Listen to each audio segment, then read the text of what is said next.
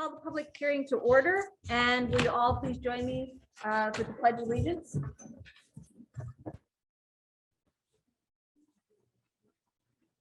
I pledge allegiance to the flag of the United States of America and to the republic for which it stands, one nation, under God, indivisible, with liberty and justice for all.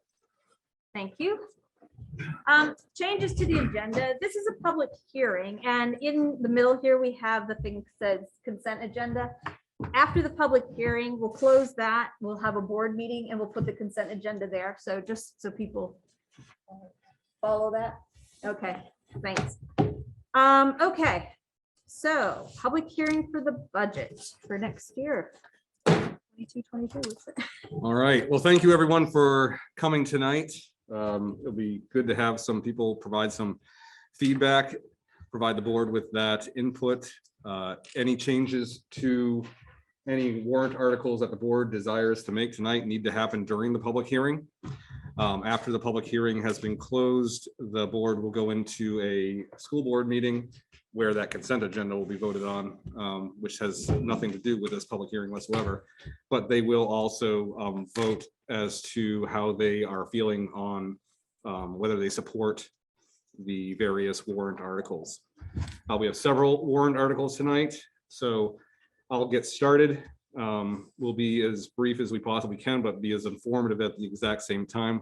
We know that people are busy and it's gets late fast. So we can go to the agenda. That'll be great. You'll see that we'll talk about staffing and students, because some of the demographic information plays into why certain tax rates are a certain way and where those tax rates are, within Ringe or Jaffrey. And then also certainly some information around the budget, different warrant articles, most of them being cost items. And then we'll have, after each article that we talk about, we'll have an opportunity for people to provide public comment. All comments should be directed, even though I'll be talking a lot, and we'll have various individuals here talk to specific articles. Any public comment needs to be directed toward Marcia, the board chair, and she'll provide individuals with the right to speak. And she has provided me with the right to speak. Yes. So we'll get started.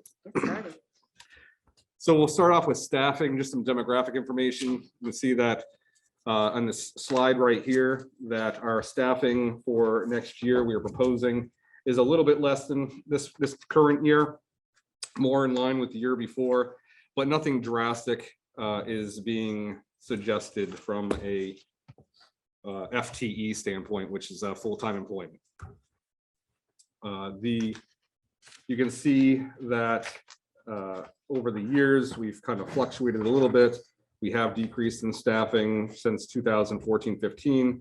And while we've decreased in teachers and professional staff, we have also increased in some administration, but associates, technology, clerical facilities. So people who are going to be cleaning the facilities, taking care of the facilities and so forth.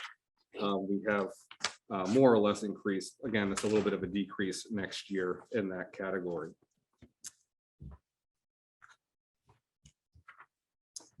Then, yes.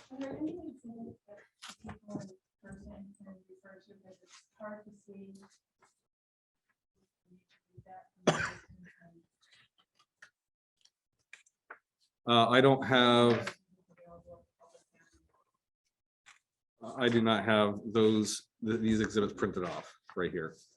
We could print them off and get some if we during this time frame if we want to do so.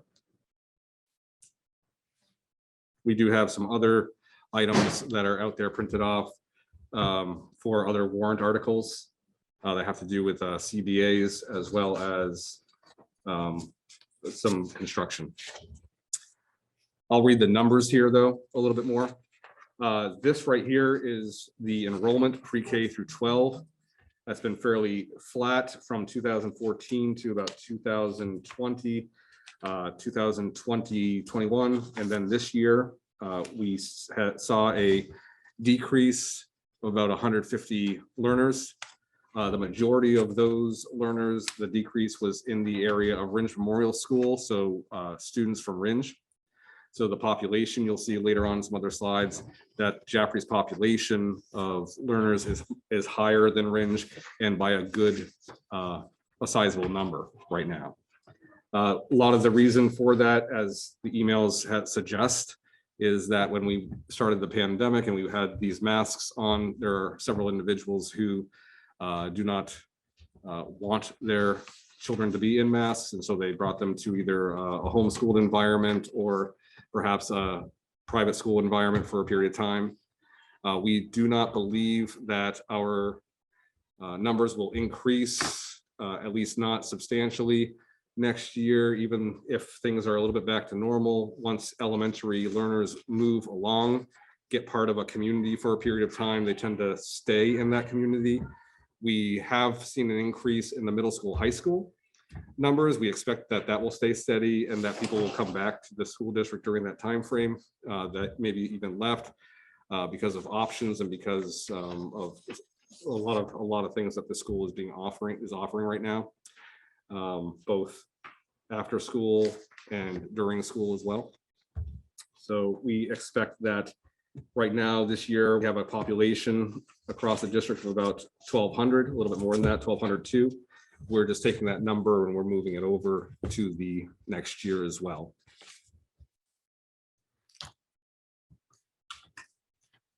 This graph right here is one that we've had annually. We're typically, I shouldn't say typically, we're annually one of the lowest, if not the lowest per pupil cost. This year, 2020-21 is not much different than that, other than it has increased significantly. So when the budget stayed the same through that time frame, you can see, but when you have a declining enrollment of kids of about 150, 160 individuals at one time, that the operating costs don't necessarily change a lot, but the number of pupils that you're dividing everything by is certainly very different. And so the price, and you can look at that, the cost per pupil that other schools like Monadnock, Conval, Ball Mountain, Messinic, all had that significant increase from what they were before. And that's the same reason, because fewer kids went to those schools. Keene's a bit of an anomaly. They seem to have either have enough bodies where they're able to divide and get a similar.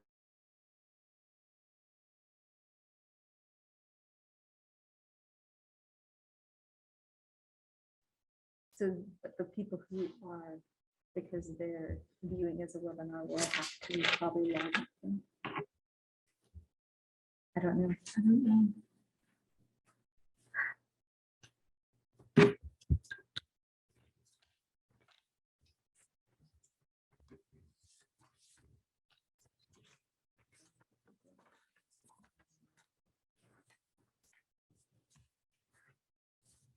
All right, we appear to have reconnected, reestablished. Again, apologies for that.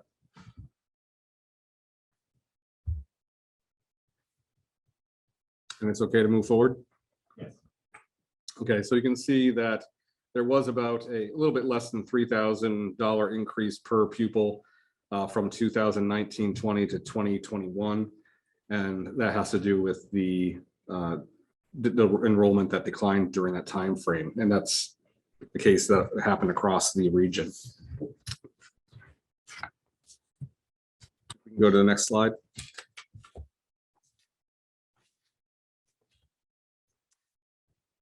So that's some background information. We'll start off with Article 1. Article 1 has to do with the elections that are going to occur in March. Every year we have somebody's position opened up because we have 3-year terms and they're all at different cycles.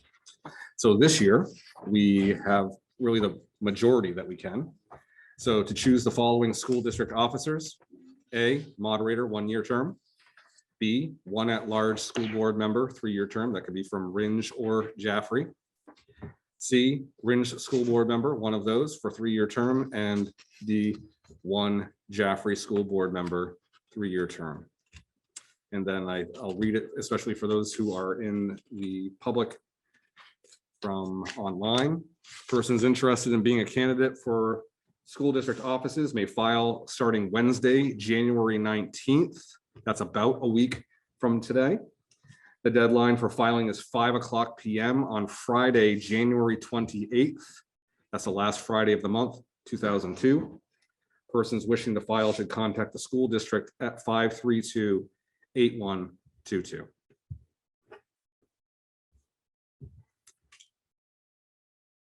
So if we can move on to, No discussion. on that, right? do you want to have discussion on that one? I don't think we need discussion on that. All right, so Article 2. Shall the school district vote to raise and appropriate as an operating budget, not including appropriations by special warrant articles and other appropriations voted separately, the amount set forth on the budget posted with the warrant or as amended by vote of the first session for the purposes set forth therein, totaling $27,530,232. Should this article be defeated, the default budget shall be $26,988,493, which is the same as last year with certain adjustments required by previous action of the school district or by law, or the governing body may hold one special meeting in accordance with RSA 40:13, 10 and 16 to take up the issue of the revised operating budget only. Majority vote is required. We do not have a recommendation yet from the school board on this because this could even change tonight. And then you can see below what this passing this in its current form would do with the assessments for Jaffrey and for Ringe per $1,000. And then the last sentence is the same thing. If this did not pass, what that would mean. This operating budget warrant article does not include appropriations contained in any other warrant articles.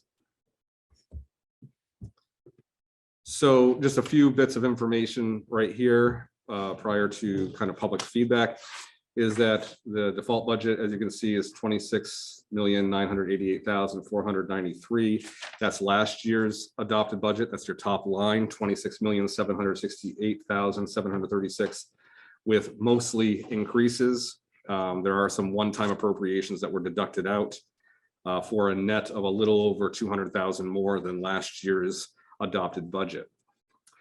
The decreases, that 82,428 was some debt service, a difference in retiree buybacks, some dental insurance rates decreases. The 1.0 FTE safety coordinator and the 0.5 FTE secretary, I will say, even though those are decreased out of the default budget, they're also decreased out of the proposed budget as well. And so anything that we talk about decreasing from a staffing standpoint is going to, at this point in time, is going to equally decrease both of those numbers. So they would decrease the proposed budget and it would decrease the default budget as well, because those would be positions that would be the same as last year and not required by law, etc. The increases really here have more to do with JREA buybacks. Health insurance rates did increase for, although we had a great rate comparatively speaking, we were the lowest increase in the entire region by a long shot. It still adds up to quite a bit, over 100,000. And then student services, placements, and transportation. We're going to talk more about that through the course of this time frame. That's where our major increases were. That we had to add to this in order to the change in transportation because of a contract that affected special ed services, as well as some adjustments with tuition, especially some contracted service providers that are necessary by law for meeting IEPs and assessing and so forth, but largely the increases to out of district tuition. But those are, with a default budget, all of that's taken into consideration, taken care of. Next slide.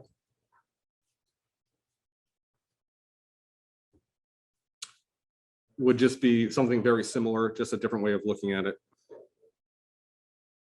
I don't know if you're able to switch it. Sorry. Yes. Again, we're just having some. There you go. Okay.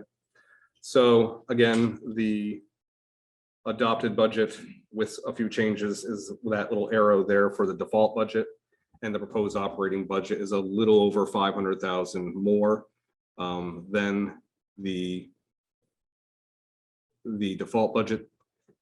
If you go to the general fund where you're talking about what's really kind of hitting those tax rates, it's about it's just a little over $500,000 difference. These next slides just show the exact same thing, but in visual form. So you can see the 2.8% increase right there. Really, it's more in line with the 2.91% in the general fund, but I'll show you those two just to kind of, so you have a visual on it once it's popped up.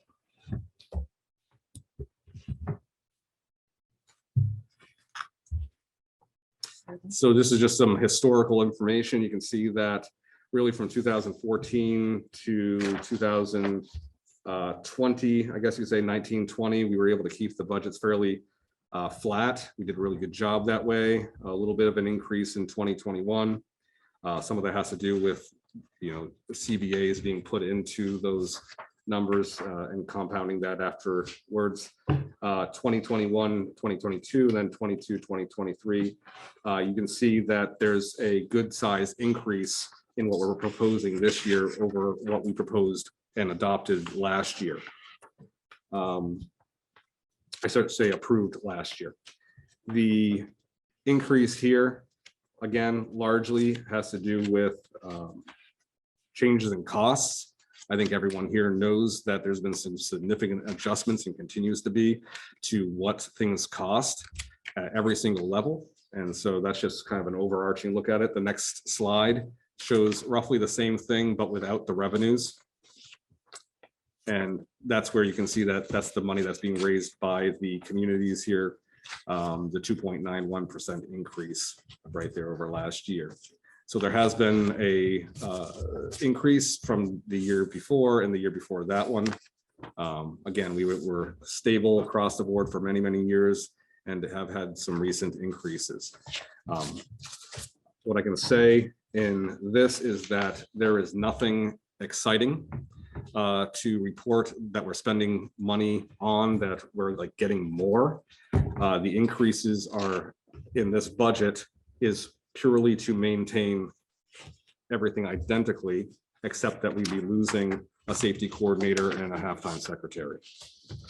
Actually, it also takes out all of our technology spending as well. So that's all out with the hope, of course, that we'll have the ability to purchase some items that we could utilize this year to make sure that we continue to move on. So there are a lot of items that have been cut out. We've also cut out of the budget in looking at trend data, about $250,000 just blanketed off of trends from the area of student services, special ed. So that number actually would have been $250,000 higher if we did what we would consider actuals.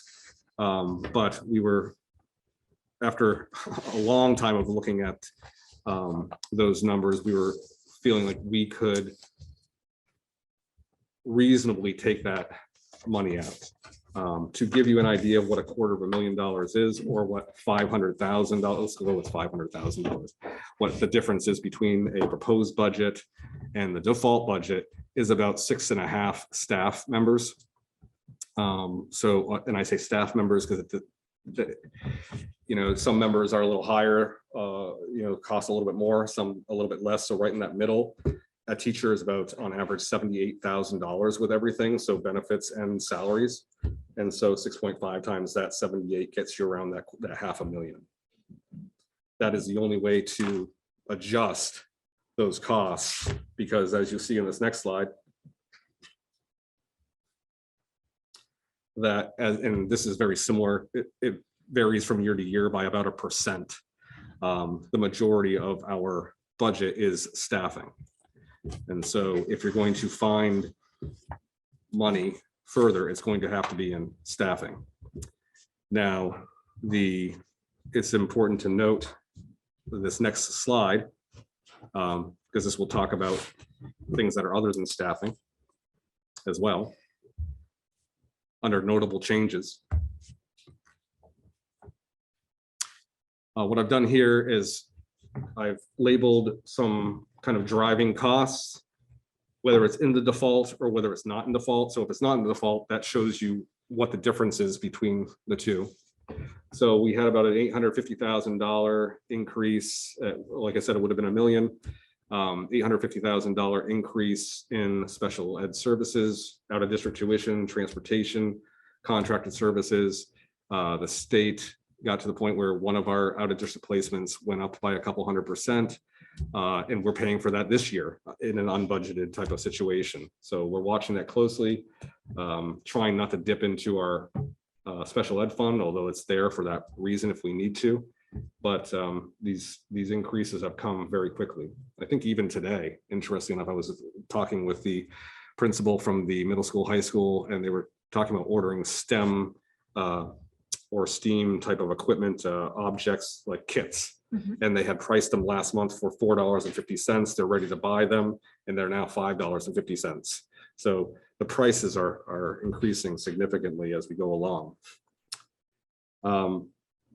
Salaries and wages, SIU and administration. So it's all people at the SIU, all people and the principals, assistant principals, anyone who's not in a collective bargaining agreement, basically, would be total about $147,500.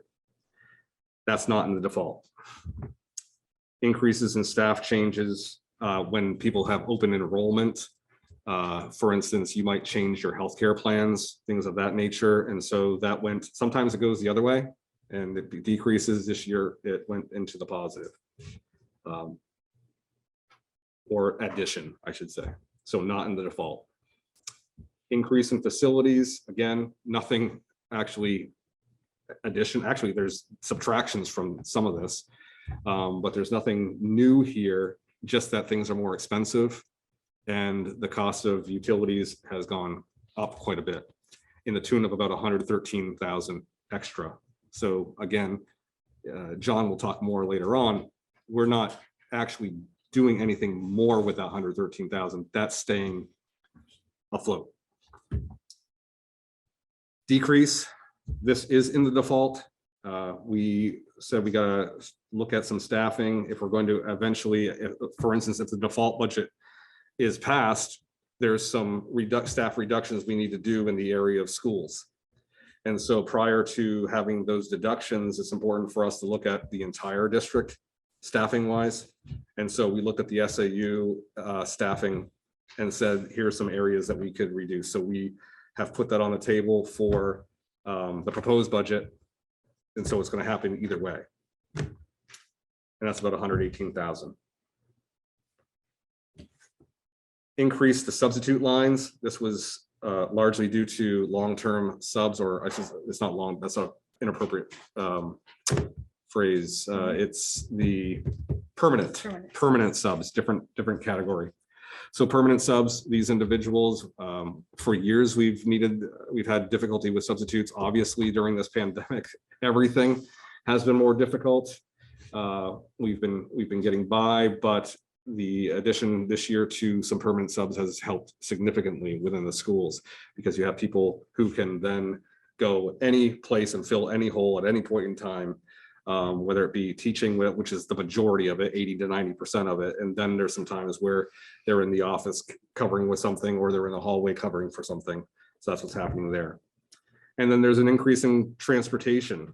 This is an increase in transportation that is not already included in the special ed increase, because that would already be in the default budget. But the $51,666 that's not in the default budget is kind of the base amount that would be increased due to the new contract. For those who weren't here for the contract presentation before, our rates are significantly lower and have been for a long time than anyone probably in the state, but certainly in the region by a long shot. We still, even with this contract, we are below the market value and probably really are coming up to market value in about 5 to 7 years. But we had to, there was a big increase, about a 13% increase for next year over what we've had. Although in that process, we were able to find some efficiencies and we reduced by 1 bus run. So that saved some of the money there this past year.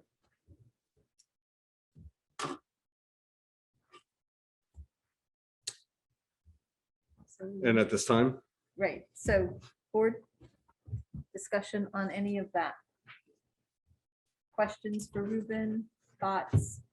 Hang on, Laurel, board first.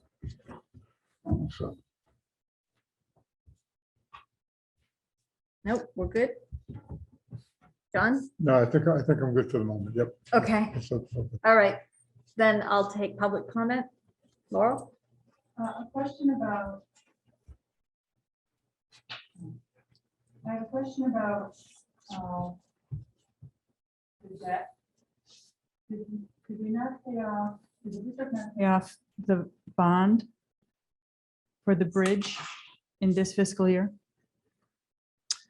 yeah, that was removed from both the default and the, I believe so. It was about a $300,000 decrease. Okay, so Also, at the same time, we lost revenue. not of a similar 300,000, nature. pardon? It was a total of about $600,000 that we had for a bond payment that was taken out. We were receiving building aid in the tune of about 300,000, so it netted about $300,000 that was removed from the budget. and not Okay, replaced. so in terms of what came out of the proposed budget and the default budget, Mhm. that doesn't show up, but that's somehow consumed by other increases. Nick, I think slide 8.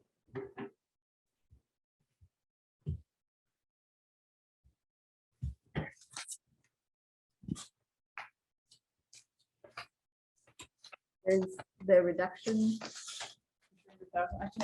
Yeah, 300. It's 302.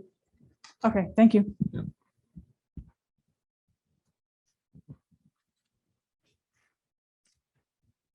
Anyone else physically present? Okay, go ahead.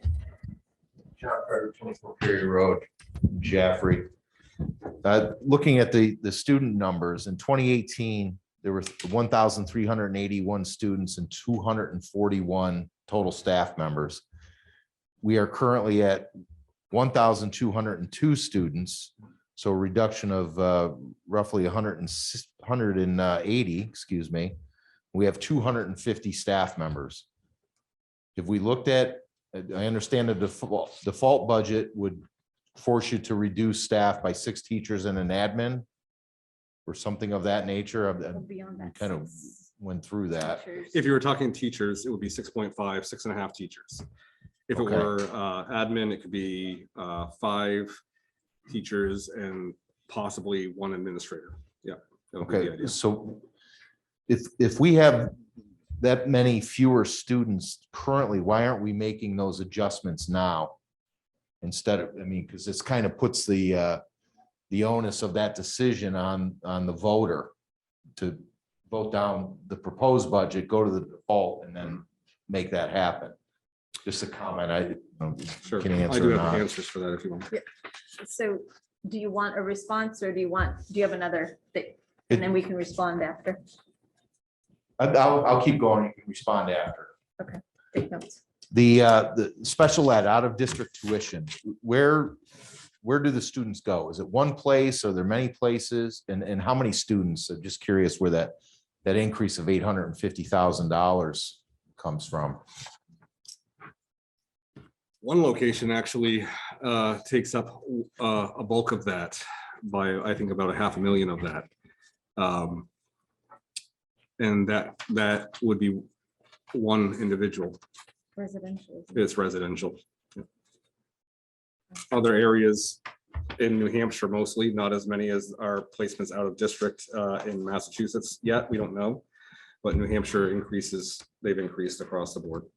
We do have numbers from. You do? If you Yeah, I have was some just numbers, gonna- that'd be I'm great. looking for That's a them. different, we have a different word article. We're gonna talk about that. Yep.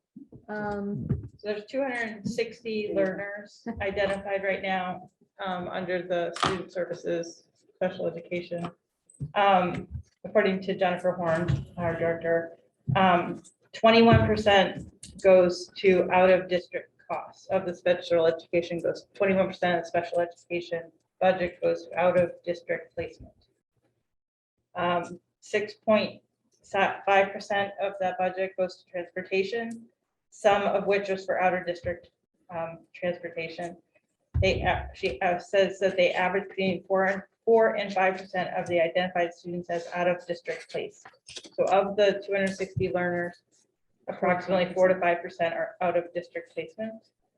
Average cost of out of district placement is around $80,000, with many falling between $110,000 and $150,000. The cost for a residential placement is over $300,000 and closer to $500,000 at this time. Okay. That's from an email from Jennifer Horn. All right, thank you. And I don't want to hog the floor here. I did have another question regarding what we haven't seen are the student numbers for Jaffrey and Ringe. You know, I understand that weighs very heavily into the formula. The $3 tax increase is alarming because the expectation is that we're going to have to pick that up. That's 1.5 million on our budget. So I just would be curious if you can you give us a number so that we can understand at least that portion of it? What slide is this? Yeah, and I'm going back, I have it. So I'll answer that question first, and then I'll go back to the other one. Okay. And so the ADM for Jaffrey 1920, which is really what we're basing this all on, the year prior, is 710 students, really, 709.9. And then Ringe was 691.84. What that resulted in is Jaffrey with a 50%, 50.64%, and Ringe at 49.36%. For 2022-23, the preliminary numbers are 696.5 for Jaffrey and 539.34 for Ringe, which is a difference of, you have 56%, a little over 56%, about 56.4% in Jaffrey and 43.6% in Ringe. And so that is a significant shift from what has been true for actually a long time. 160 kids in Ringe. Yeah, that's what we Saying those started with. numbers since a year ago. That's what left when the pandemic hit. So the question is, are they going to be, returning next year? Possibly. I think that, again, because most of them were in the area of elementary schools, as a parent, if you're going to make that choice to take your kid out of a school and send them to, let's say, a Heritage Christian school, which is nearby, and they're gaining new friends and kind of a new process and everything like that, typically you don't just pull them out the year after and go, you let them ride it through at least elementary school years before making, the transition. So I think for a couple of years, I can see us plateauing at that area. To answer your other question about why do we not look at reduction in staff, which is a great question. And in most years, I would have definitely reduced staff right off the bat.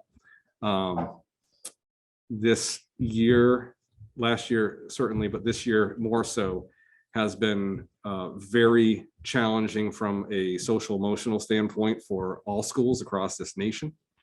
We've been doing pretty well. With the need to make sure that we stabilize from an educational system in that way, especially at those elementary levels. Our goal was to maintain lower class sizes for one more year. And then if, again, we have another year of 1,200 kids going into the budget, reducing from there. The other piece of that is though, while I've shared with the board already what it would look like if we had to reduce 5 or 6 teachers, and we could, it would look like what our normal ratios are and so forth from beforehand. If we were to do that and then also get our default, we'd be in a significantly more difficult place. Again, once you reduce from the proposed budget with people, like it also reduces it equally from the default budget. So it just keeps on going down by that same 500,000. You do not decrease the difference between the proposed and the default budget. So then we'd be down, say, 10 teachers. Thank you. Which would not be a situation. I see you haven't gotten Article 3 yet, so I'll save what the total impact is. And obviously, the warrant articles pertaining to the CBAs are permanent, right? They'll be absorbed into They next get year's absorbed. budget. That's correct. So you're looking at, I think it was 400 and I didn't see it. That's the- $450,000. So I'll wait until that one to talk about what that means to Jaffrey. So thank you. Thank you. Anyone else in the audience here?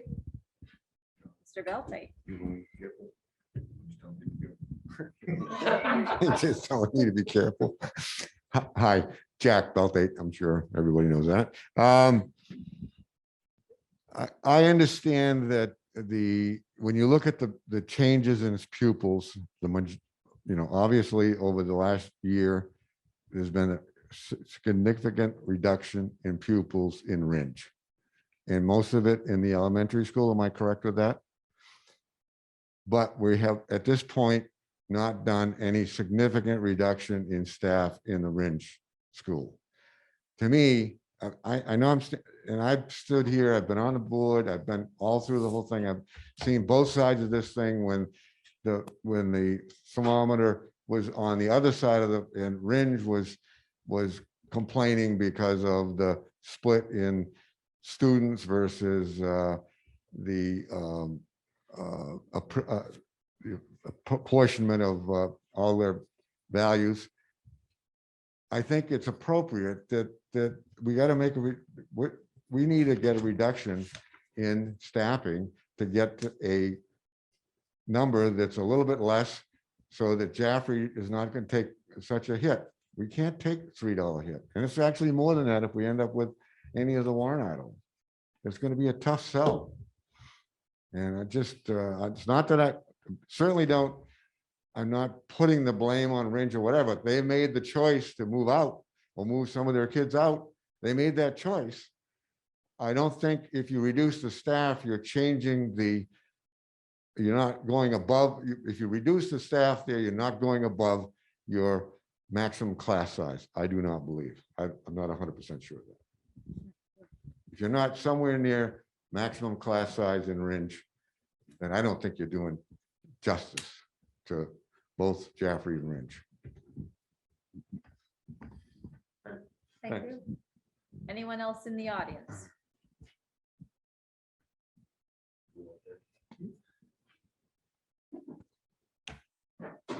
All right, Nick, there doesn't seem to be anyone else on this article in the audience. How about remote? Yeah, so just for all the remote folks, you guys also have a chance to chime in if you so wish. So feel free to use the hand raise feature that should be at the bottom of your screen. And if you would like to do so, use that. We can make it so you can be heard. Just first, last name, town of residence, please.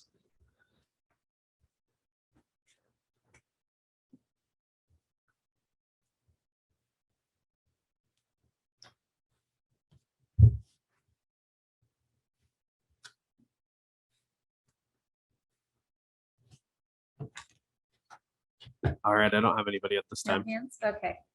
All right, then let's move on to Article 3.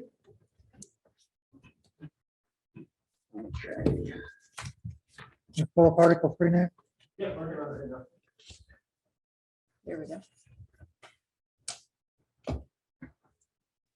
Okay, Article 3, shall the school district vote to approve the cost items included in the collective bargaining agreement reached between the Jaffrey Ridge Cooperative School District and the Jaffrey Ridge Education Association, which calls for the following increases in salaries and benefits at the current staffing levels over the amount paid in the prior fiscal year.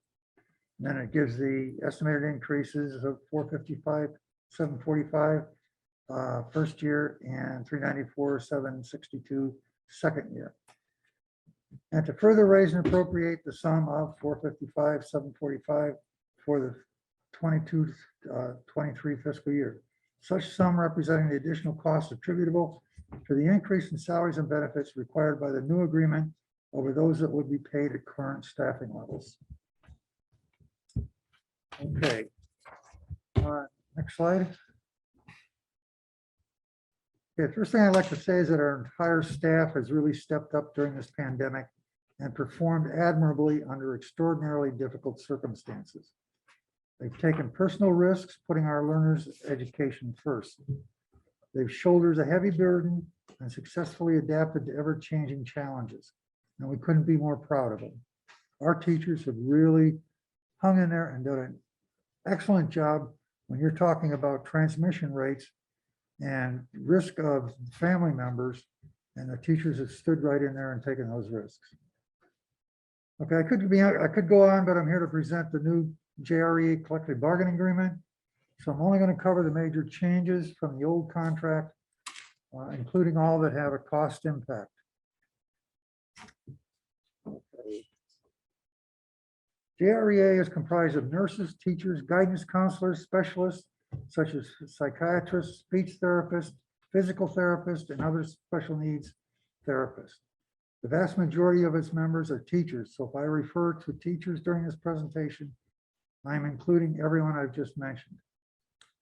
The last contract we had was for 3 years, but this time we opted for a contract length of 2 years. This is a compromise between the stability of a long-term contract for personal planning purposes and the risk of a long-term contract during a time of volatile financial change. The proposed contract represents the first-year increase of 3.6% in the cost of the salaries and benefits. That's total cost increase of 3.6%.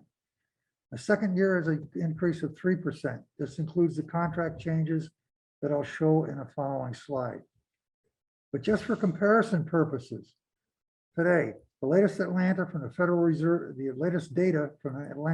Reserve Bank regarding annualized wage growth for college graduates, which most teachers are, is 4.1%. The overall median wage growth is 4.3%. That's wages. And we're talking about the combination of salaries and benefits being 3.6%. The latest inflation rate data published by the Bureau of Labor Statistics, Consumer Price Index, we're already at an inflation rate of 7%. The Social Security cost of living increase for 2022 is 5.9%. And again, we're still talking 3%, 3.6% for the first year of this contract. So we believe this contract is very reasonable, given that we don't know what the future portends. Next slide, please.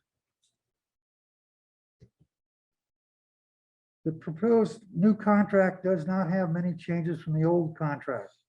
There are 4 that I'd like to highlight. Funding for all of these is included in the increase shown on a previous slide. Please keep in mind that many teachers have retired or left teaching due to COVID, and replacement teachers are hard to find. So our primary goal is retaining our current teachers and attracting the best new teachers that we can. For our newest teachers, we've added a student loan assistance provision. This program is available to teachers who have been with us 5 years or less and are step 7 or lower. There are 20 steps in the salary schedule, so these are the lowest steps. An eligible teacher can get up to $2,000 in repayment assistance annually. The total cost is capped at $20,000. So if more than 10 teachers participate, the max amount per teacher will be less. The life and dismemberment insurance has been one of our benefits and hasn't changed in over 10 years. In this year's contract, we've increased the coverage from $40,000 to $50,000 per person. To remain competitive with other districts, the additional cost of this item is $2,200. Due to the special credentials required and difficulty finding special education teachers, we've increased the base of these positions by $1,000 to stay aligned with other districts. Lastly, we've included 10 days of paid parental leave after birth or adoption of a child. This leave will be concurrent with other birth or adoption leave. And this adds approximately $3,675 per birth or adoption. And we're talking a small number here, we're probably in a neighborhood of 12 to 15K. So as you can see, there's not many changes to the contract, and the few changes that we made are very reasonable. Are there any questions?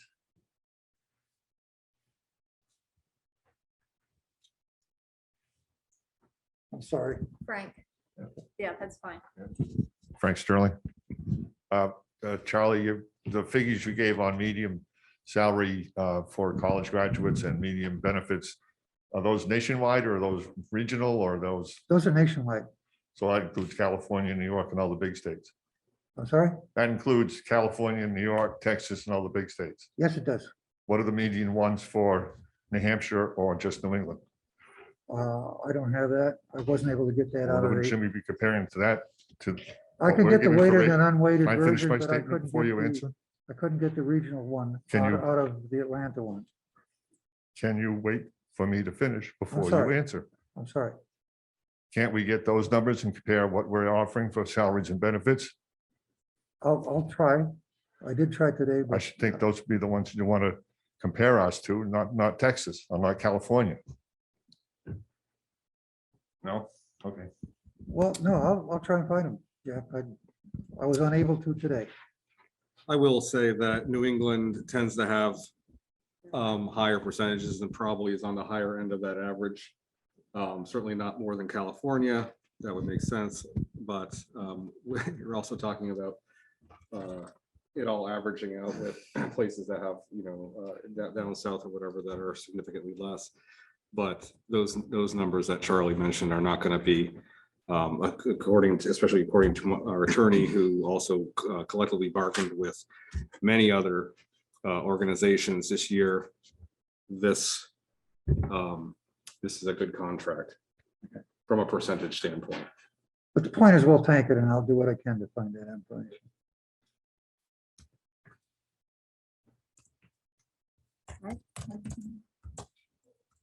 Laurel?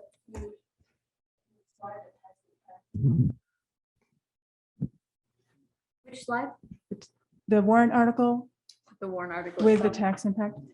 So I know that everyone's very interested in this passing, and I don't blame you. Because it's it's much better for everyone if the teachers have an agreement. And I think the board is in a really unenviable position of maybe having to not support the proposed budget if you really want this to pass.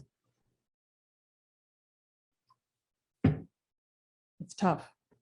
And I appreciate what you do and the position you're in. And like I said, I don't envy you. So good luck. Thanks.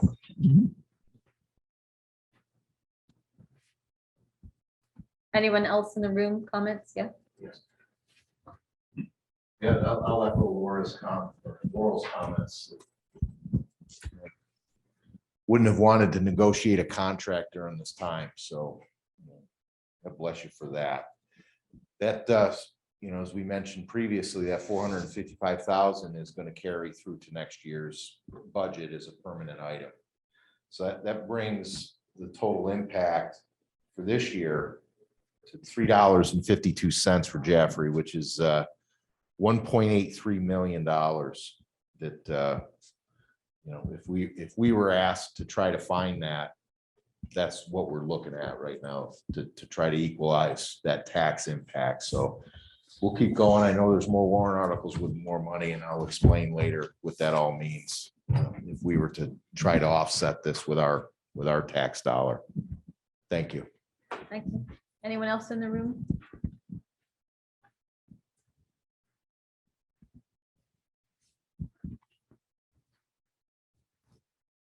Nick, do you want to see if there's anyone raising their hand? Remote? Yeah, of course. So again, remote audience also has a chance to engage on this article. Same rules as last time. Just use the hand raise feature at the bottom of the screen or the phone, and we can address you accordingly.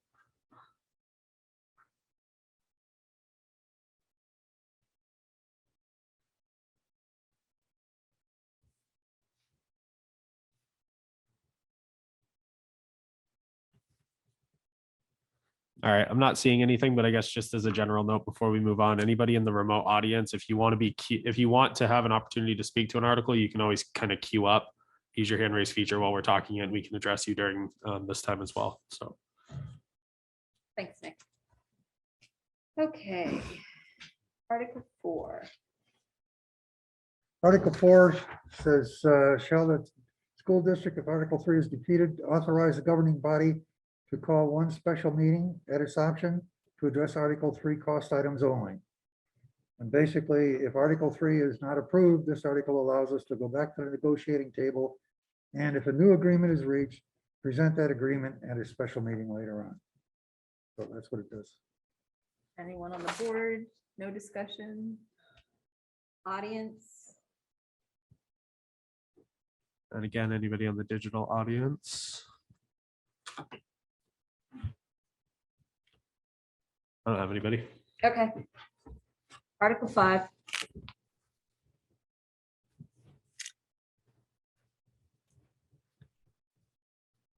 Shall I go ahead? Yeah. Article 5 states, shall the school district vote to ratify the cost items included in the collective bargaining agreement modification reached between the Jaffrey Ridge Cooperative School District and the Jaffrey Ridge Support Staff Association, which calls for the following increases in salaries and benefits to the amount previously approved by voters at the current staffing levels over the amount paid in the prior fiscal year, and to further raise and appropriate the sum of $61,405 for the 2022-23 fiscal year, such sum representing the additional cost attributable to the increase in salaries and benefits required by the new agreement over those that would be paid at the current staffing levels.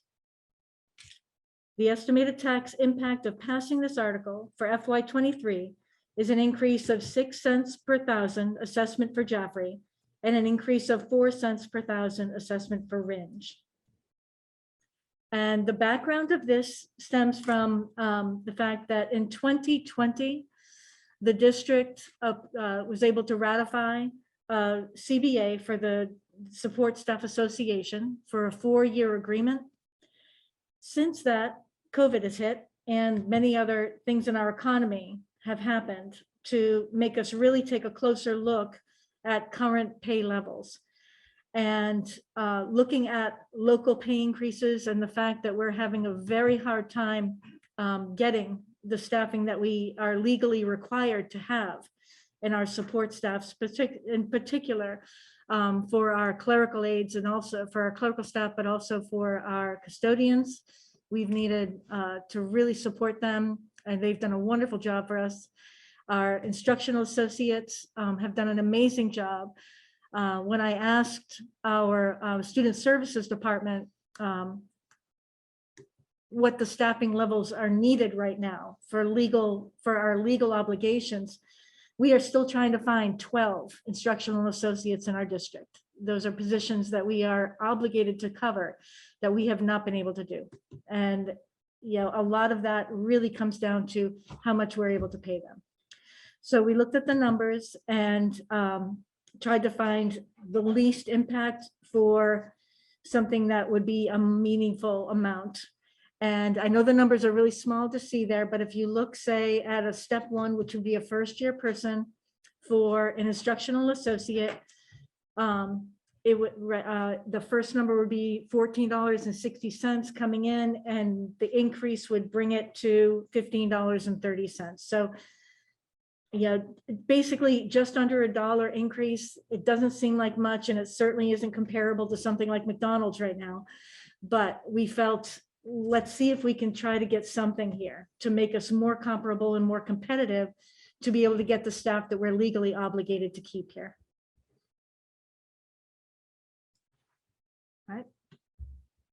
Any discussion from the board? Do people know what an instructional associate is? Do you guys know what an instructional associate is, what they do? I'm seeing nodding. Yeah. Yep. They're the people who support the students most directly. They assist the students in helping them get their math and their reading and their social skills. They're very, very necessary for our schools to run. Frank? Yep, tax impact, if we can go back to that slide, the tax impact is estimated at 6 cents per thousand for Jaffrey and 4 cents per thousand for Ringe.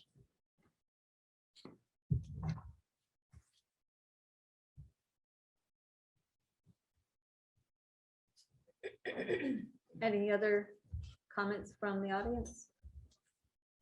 Physical audience? Right. Any from the virtual? Again, just want to check in on our remote listeners. If you have any comments for this article, feel free to raise your hand.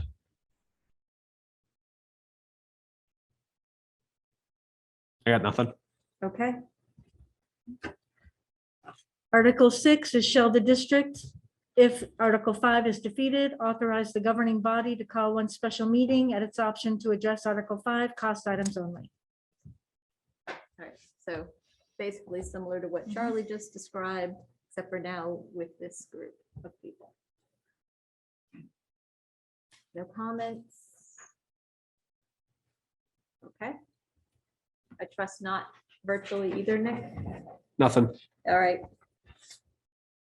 Okay, Article 7. Article 7, shall the school district vote to authorize the school board to enter into a 15-year lease purchase agreement for $4,471,775 for the purpose of lease purchasing HVAC upgrades and financing the construction and installation of such upgrades at the Jaffrey Ringe Middle School and Conan High School, and to raise and appropriate the sum of $374,586 for the first payment of the lease purchase agreement, with future payments to be included in the district's operating and default budgets. This lease agreement contains a non-appropriation escape clause. It's a majority vote required. The estimated tax impact of passing this article for FY23 is an increase of 35 cents per thousand assessment for Jaffrey and an increase of 27 cents per thousand assessment for Ringe. So as we developed our plans for this upgrade and others, we're looking at schools that have been in service for a long time. And the condition of our HVAC equipment, as well as the condition of other components of the building, need to be maintained so that we can stay in these buildings. So during this past year, in particular, with the issues related to the COVID-19 virus, ventilation became particularly important, and we ended up running our units pretty much full time and leaving our vents open as fully as possible.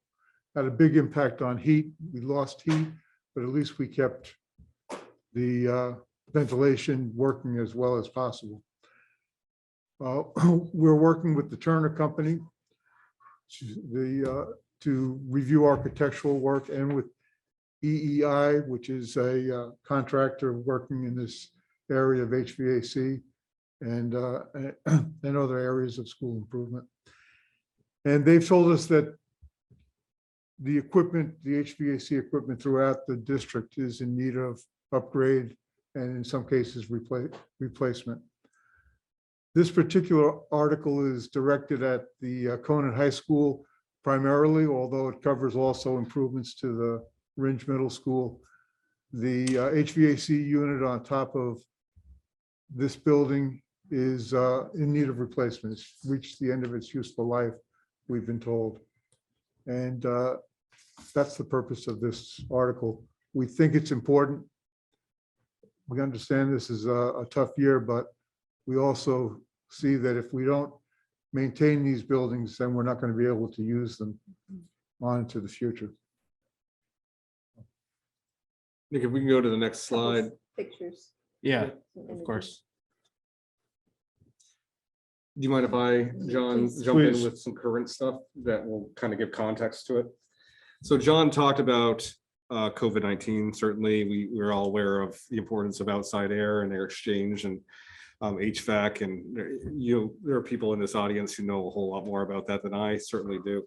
But we've been able to acquire some federal funds, ESSER funds, ESSER 2 and ESSER 3 to be exact, with enough money in those to be able to fund the 2 elementary schools complete redo basically of the HVAC system that will include also dehumidification, which is going to be very important for us so that we're not dealing with mold and other things, plus some temperature control, especially within the late spring and summer times, but certainly the month of school at the end and the month of school at the beginning of the year where things are tough. It also, and we can go to the next one as well. This is RMS. This is just all of the ductwork that they've been doing this year. They're currently working on this right now. So we have a contract with EEI and they've done some of our work here before, and they're currently working on all of this. This is all ductwork and everything in both of those first slides that they've been doing. So, because in order to make sure that they're getting every crevice of the facility, they needed to put a lot more ductwork into the building. Certainly here at the high school, what this proposes is the high school is a major job. It means getting rid of, if you want to keep on going with the slides here. These next 2 slides are just an assessment of the JRMS CHS HVAC. In summary, if you were to read all this, they'd say they're all at end of life. They're all at that 15-year or more mark. And they said, what's the life expectancy of these 15? As John indicated already, that's under a normal year.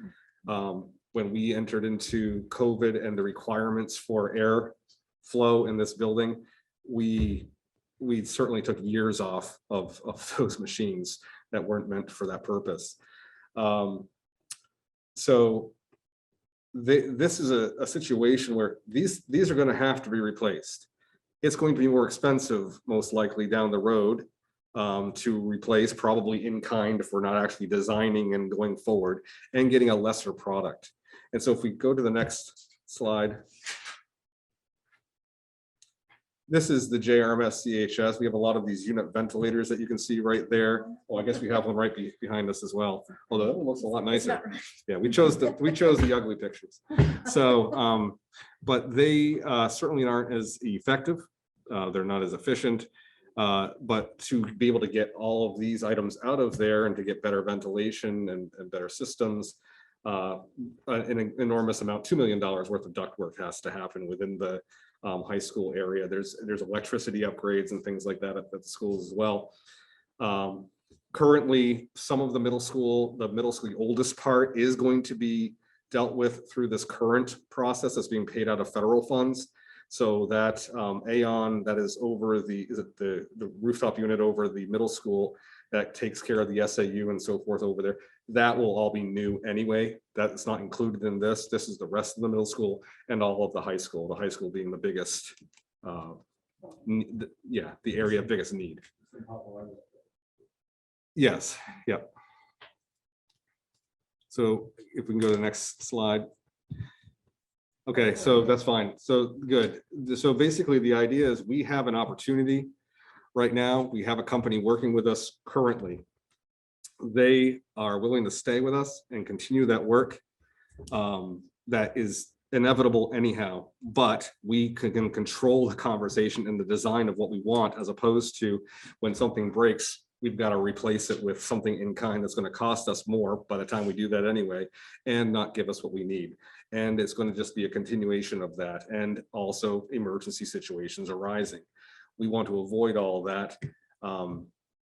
It is hard to get people to work right now on these sorts of projects. We've definitely been in conversations with other schools who are on a list waiting for a couple of years to make sure this can happen, because a lot of people got funds. Manchester is doing a ton of work, you know, other places in other states around here are doing a lot of work. There's only so many groups that do this work.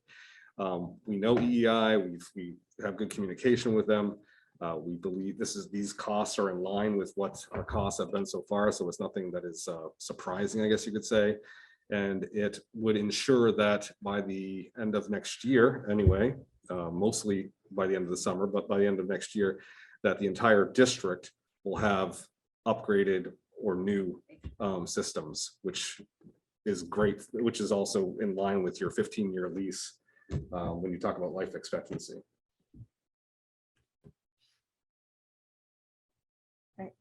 Any board discussion? I'd just like to add that air quality is an issue. It's an issue for students and it's an issue for staff. Yes. So we need to maintain air quality. And also we have issues with mold. And these new units will do a lot to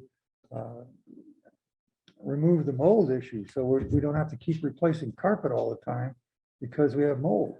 And delaying start of class, delaying the start of school by a week because all of a sudden the mold issue pops up because of the heat and humidity of the summer. So, you know, I think it's really important for our staff and our students to have good quality air and not have to worry about mold and the cost of replacing carpet. Just my 2 cents. Yep, thank you. Nothing else from the board? I'll turn it over to questions or comments from the audience.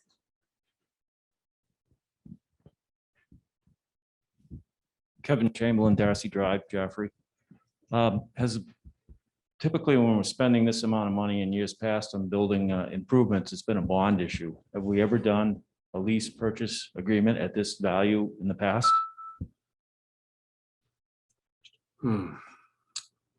I don't believe that we have done a lease agreement in the past. I was trying to think of the last one we did with the EEI. I believe it was a bond. Yeah. And with And bonds, in the long past, I don't know. with bonds, isn't there some opportunities through the school building aid for some relief on the bond amounts? And then also, I don't know where the percentage is on the bond market today, but I'm not sure what you're paying for a percentage on return on this, but this also changes the mechanism for approval of this. In the past, a bond vote would require a certain, I think 3/5 majority at least, and this is just the majority vote. So you're changing the format entirely for a large funding project, and I'm just wondering the reasoning behind that. So you're correct that I'll start Yeah, off and of then course. we can go on with answering his entire question. You are correct that this is a lease is different than a bond for a couple different reasons. Percentage differences aren't that significant when we went out to the bond bank. We were able to pay this off at any point in time.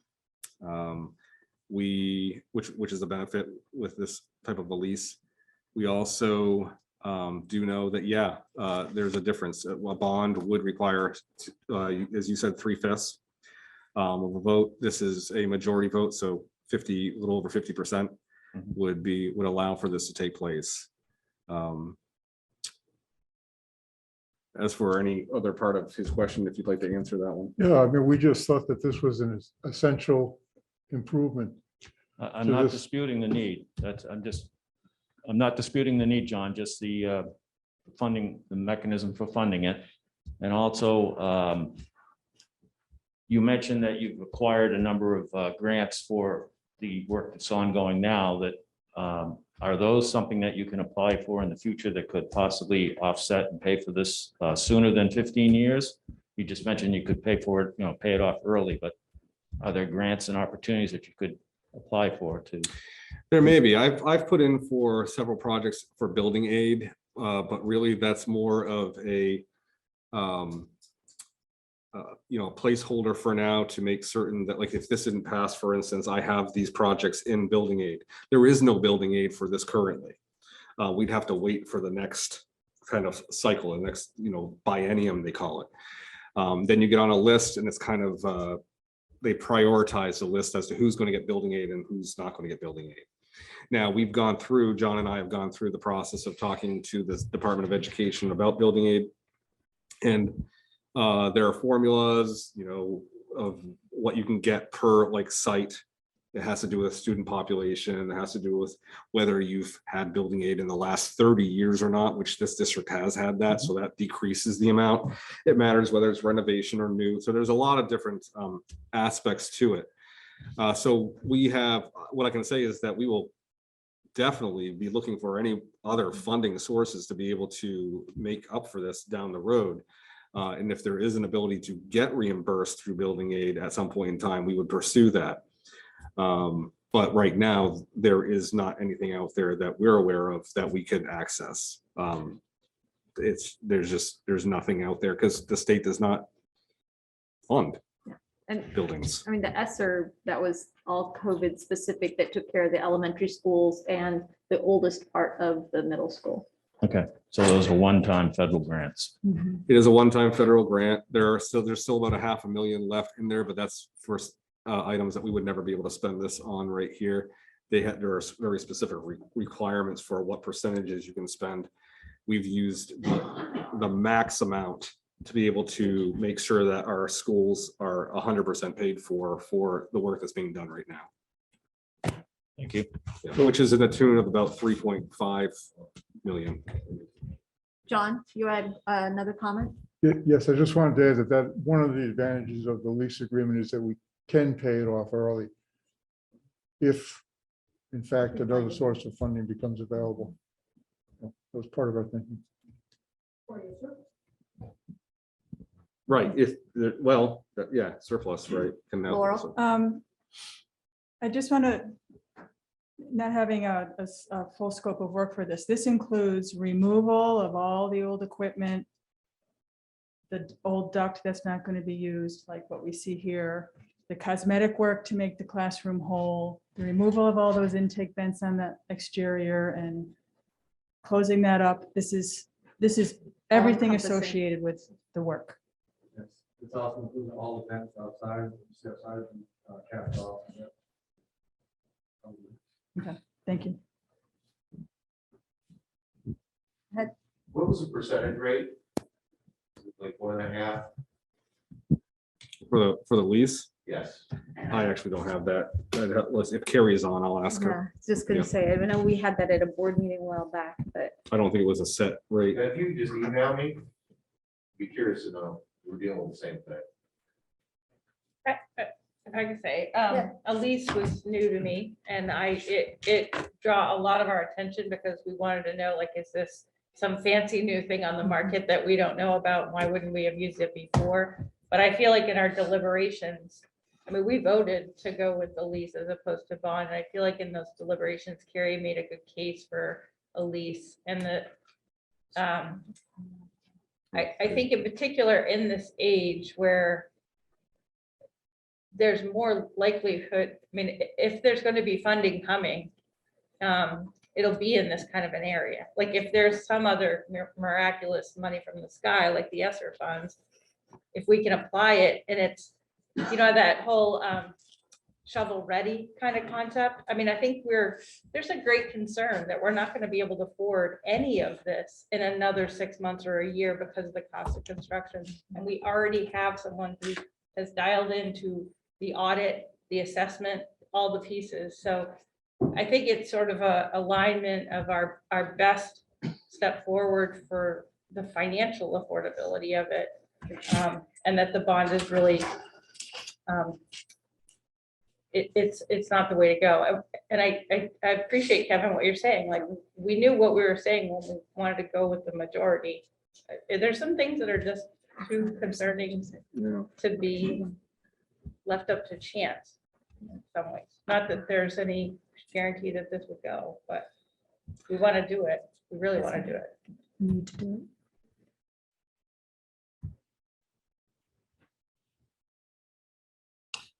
Here we go. Here we go.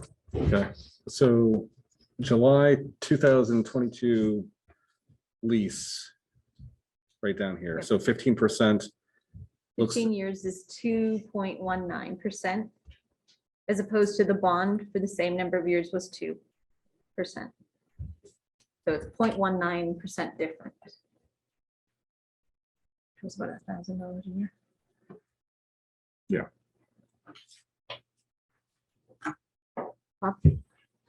I'm Bob Sheldon, 43 Fish Road. I apologize. I have to leave. I have a course I'm teaching on Zoom for the university.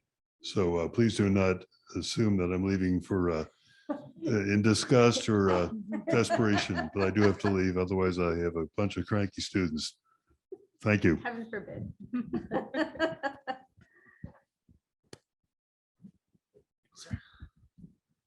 And I'll be in touch with you some more. Just to make sure we're all set. Yep. Okay. So you got that right, John? We're good?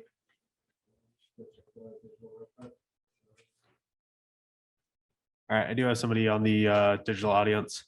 Okay. All right, so D Chamberlain. David Chamberlain, 17 Darcy Drive in Jaffrey. I just have a couple of questions. My understanding I believe it was in 2020 when COVID first hit, there was a engineered study of, I think, all of the school district buildings in reference to the ventilation and air exchanges that were taking place with the existing equipment. And my understanding was that the report came through that the existing air exchanges were adequate or above what was recommended or required. Can anyone answer that question? Sure. Yeah. David, John Leclerc, facilities is coming. Okay. Hi, Dave. John Leclerc, Good evening. Facility Director. Yes, we did have engineers. We had engineers on top of engineers in the last couple of years. And yes, we were adequate with the air exchanges. However, I just want to say this too, that being on the front lines and being in the foxhole, seeing all this, we have taken and given a severe beating to these pieces of equipment. In fact, just the other day over in JGS, I came close to shutting the school down because of heat problems and circulation problems. And it's because the contractor was telling us that we have been beating these machines so hard, we're keeping the dampers open to 80 to 100% to keep that air coming through, that it's seriously damaging the equipment. So it's old. I mean, we're talking about equipment that's 17 years old or older. And, we only can keep those things ticking so long. A lot of this equipment over here in this high school, the ventilators, I call them boat anchors, to be honest with you. They don't do a whole lot. Yeah, they bring in outside air and bring it in and they put heat to it. They're loud, they're failing. They cause a lot of problems with the carpeting and with mold and so forth. That really, they're just old. And again, we're keeping those dampers. They only go 0 or 100%. And there's over 25 of those in the school, in the high school. And you don't have any way of controlling the amount of how far you want those dampers to be open. It's either 100% or 0. So we have to keep it at 100%. And again, it's beating them up and they're constantly going down.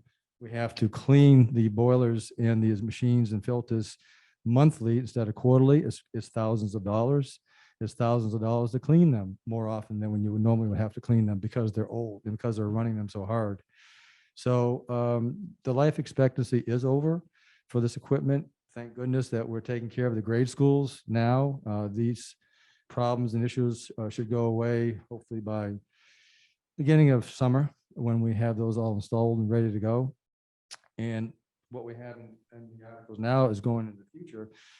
We really need to fix our air problems. We really do. I mean, there are so many things, and I don't want to just ramble on, but there's so many things in facilities that needs to get done.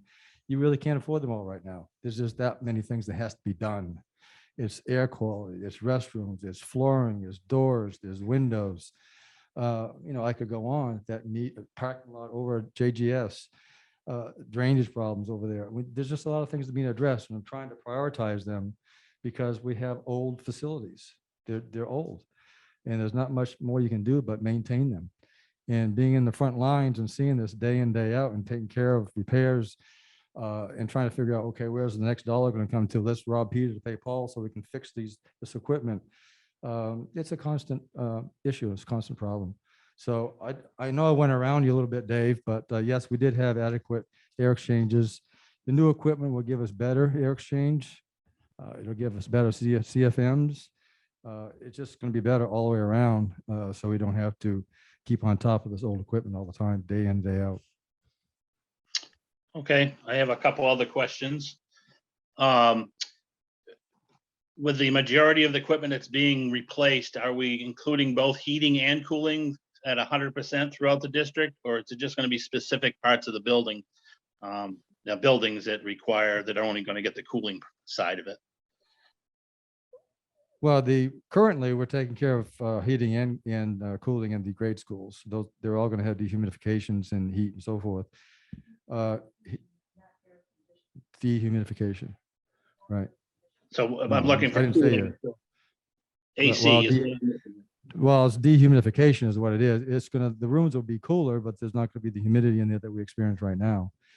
All the middle school and high school these articles is to have everything dehumidified in every classroom. Right now we have one Aeon on the roof that does a few rooms over at the middle school, and in New York takes care of some inner rooms in the high school, and that's it. It's an old air handler, the York on top of the roof though.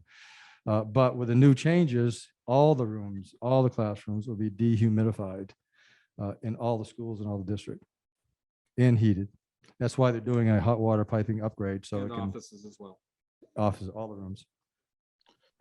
Okay, and I guess with my final question, with all this added equipment, dehumidification equipment, and all these new air handlers, stuff you're putting in, obviously stuff should be as close to Energy Star rated as possible. What is the additional energy cost that we're going to see for propane, electricity, and the pellets? Or do we expect there'll be a cost savings, so we won't see a rise in that cost? It's hard to tell on the energy cost because the energy cost is rising so much. It's like 20 to 30% right now on all the utilities. That's why the budget seems to be going up, but my budget really is flat. It's just those utilities that are going up. So I can't predict the future, but I don't think it'll be rosy. As far as the efficiency of everything else, we expect to use less propane because right now our biomass dry chip, wood chip system is really not taking care of the whole school like it can. And the reason is that the aeons that are run by propane are just nonstop. They're trying to supplement the biomass, which we have a problem that they're addressing right now to try and have the biomass take care of more than 90% of the heating. But right now it's not happening. And there's a lot of propane that is being used because it can't keep up with it.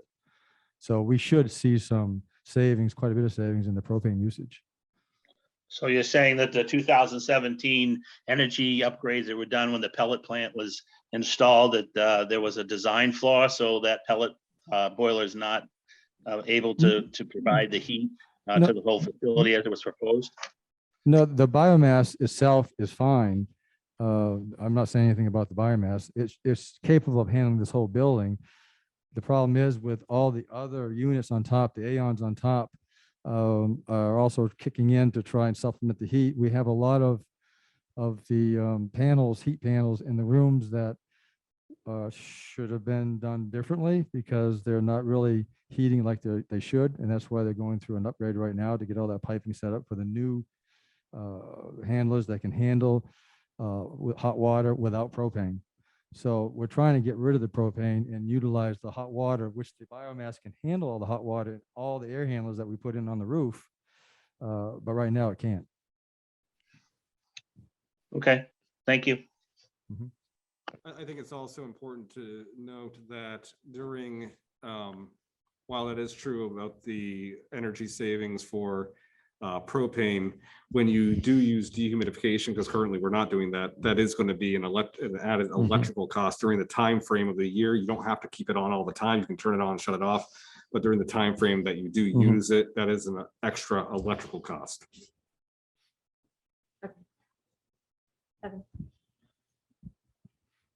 Just to follow up on the lease purchase agreement, with the supply chain issues across all industries, this value that you have up here, the 4 million and all the upgrades that John has spoken about, is that guaranteed in this contract so that all of the upgrades will be addressed at this cap number?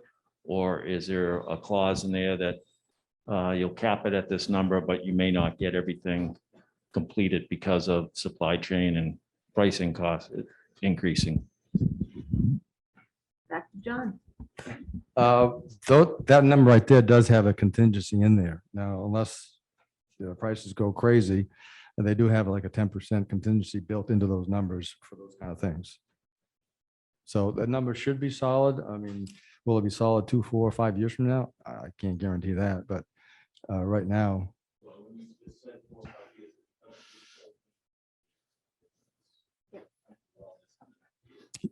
Right. It's why we want to do it now. That's why I want to do it now and not down the road. Otherwise, I can't guarantee these numbers.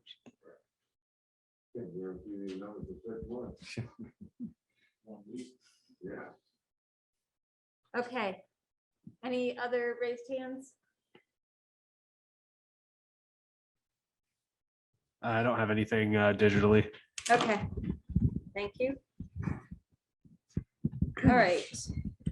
On to, I believe, 8. Okay, Article 8.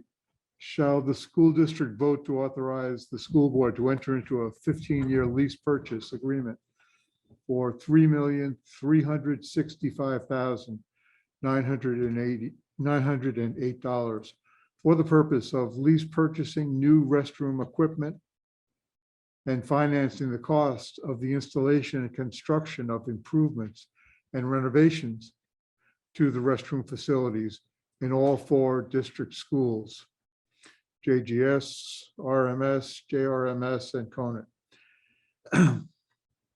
And to raise and appropriate the sum of $281,951 for the first payment of the lease purchase agreement, with future payments to be included in the district's operating and default budgets. This lease agreement contains a non-appropriation/escape clause. The estimated tax impact of passing this article for FY23 is an increase of 27 cents per thousand assessment for Jaffrey and an increase of 20 cents per thousand for Ringe. So this falls into much of the same discussion that we've been having. We separated this out into a separate article because we think it's important, but we placed obviously Article 7 as the higher priority. We have many American with Disabilities Act problems in our bathrooms. And in addition, they are old and in many cases unpleasant. And these buildings are important to us now. We've invested in them. We've made the decision to go forward with them. We've had engineers to come in to look and assure us that they're structurally sound. And we feel like we need to, continue the improvement and the process of at least keeping them in good working order. So that's basically the story. As John mentioned, there's so many other things on the list that we thought that if we didn't do something with the bathrooms now, we would just fall too far behind. So Nick, maybe there's a few images on the next few slides. Yes, there is. So these are just some examples of photographs that, folks in facilities have taken throughout the district, just highlighting, a number of different things going on in the bathrooms. It's important to note the one on the right Yeah. is these are the types of bathrooms that are in the old wing in the middle school, the 3 floors. The reason why the picture was taken, even though it's like, oh, that door doesn't look too bad. The fact that you can see that door and everything else in that area from the actual hallway, is a difficult situation. Plus, when we have these signs up there that say they're handicap accessible, ADA compliant, that is, maybe they were 50 years ago, I don't know, but they certainly, if you were to walk that, you would say, no, that's not the case. So a lot of these, They don't need code. these stalls, once you touch anything, you got to bring up the code. So that's where a lot of the cost is. But we want to make sure that our facilities are ADA compliant, that we're also making sure that they are energy efficient, that they're, again, a lot of conversation with COVID and with everything else that's gone on this time frame is the amount of number of objects you touch. Can we have more touchless systems? And these bathrooms haven't been addressed for a very long time. Certainly at the elementary schools, it's most obvious when you look at that one on the right at Ringe. That's after it's been cleaned. And then that bathroom, that looks like it's probably a middle school bathroom where, handicap accessible, right? It, swings in and there's a very small place for anyone to be in that area. Do they function right now? Yeah, the bathrooms, the toilets flush, the sinks, run. There's some plumbing issues that we've had to deal with over time, and we'd like to address some of that through this process, especially in this building right here. Some of these changes would be removing a lot of these urinals, but putting in some ADA stalls in place of those. That's also to help with cleanliness, especially in the walls and so forth, and the longevity of the bathrooms. And we can keep on going with those slides. These are just some, John's got is this one of the handouts, John? Yeah. So there's a bunch of plans in there. We had a group of people from the community kind of advise us as to what to do with bathrooms. There's a lot of different directions we could have gone. We chose the less elaborate, less expensive approaches than some of the designs that we had. Designs that perhaps provided more privacy and so forth. We said, you know what, that's not the time to do that sort of thing. These are very traditional changes, nothing of out of the ordinary, except that it brings things up to a standard where all of our buildings should have them at the standard that we're trying to get them to. This is the minimum standard. It is a minimum standard. Is there any discussion from the board on this? Comments? Okay.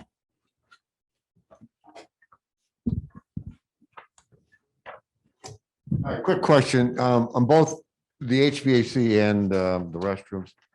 Are these engineered estimates and is there going to be a bid process on either one of them, or how does this gonna work? We know yet? Have specifications been developed, like on these bathrooms, have they been, specs been developed that can be sent out for bid, or I would assume at least for these things, they're gonna have to be bid, or I don't think, Mr. Leclerc, you're gonna be doing that, right? The idea here would be to utilize EEI as they're here to be able to continue on with this work right here. In order to do so, the board would have to waive the bid process. Sorry? No bid change order. Yeah. Yes. It would have to be a separate contract. Yeah. You get to the other part of Jack's question, are the specs developed, materials selected? Something you can show, and what bathrooms are going to be addressed?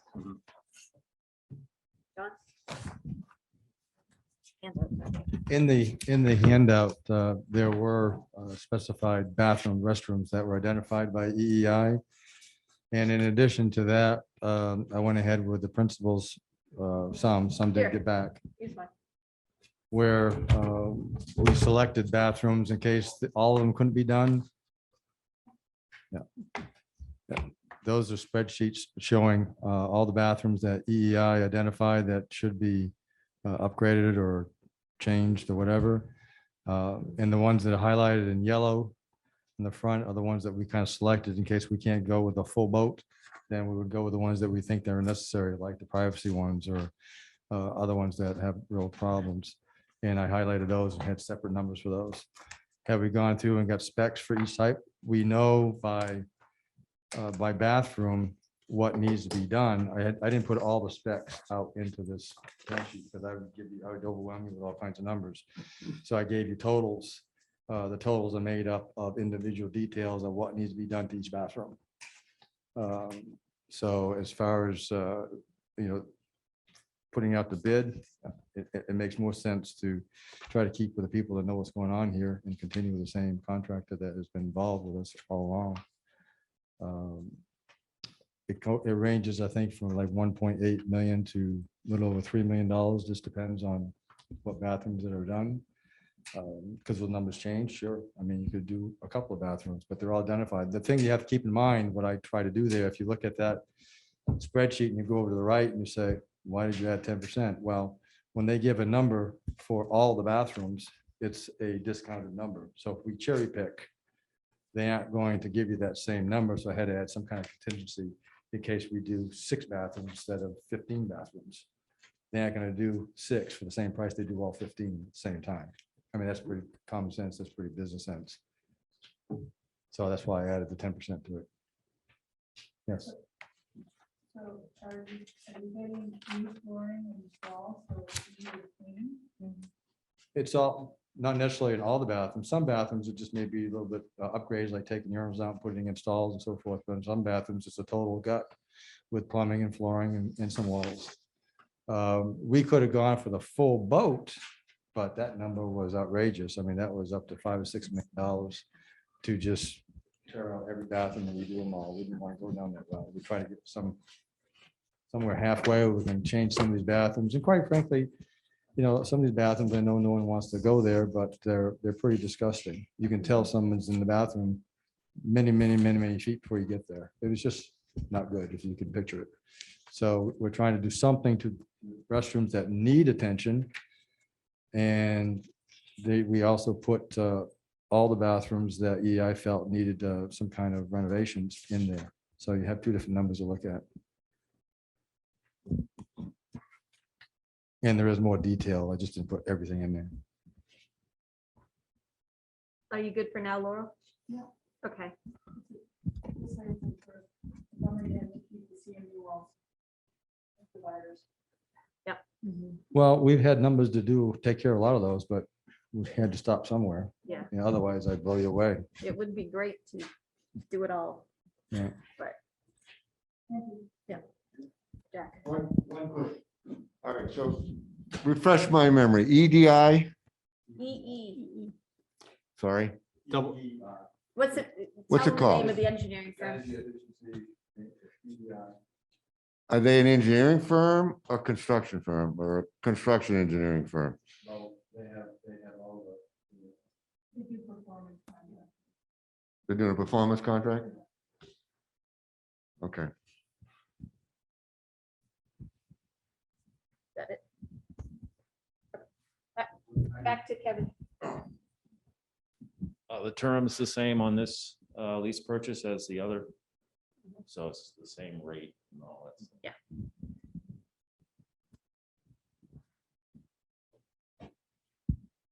Any hands up virtually? I believe I have one. Okay. Just give me a sec. We do have one. Yes. David? One question, with these bathroom upgrades, do we have an architect engineer that has looked at these bathrooms and we have plans that are ADA compliant, the engineer signing off on the, that they meet all the radiuses for wheelchair access and all that? So, 2 or 3 years in a row, we're inspected by some agency and they come in and say, oh, these bathrooms do not meet the actual ADA requirements, and we end up spending more money to correct some issues that weren't properly done.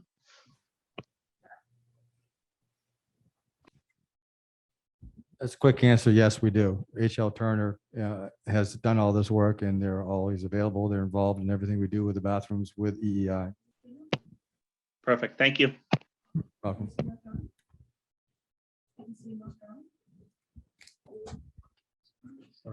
Laurel, there's some designs here if you want these. He's got it. He's got it. there. Oh, I see.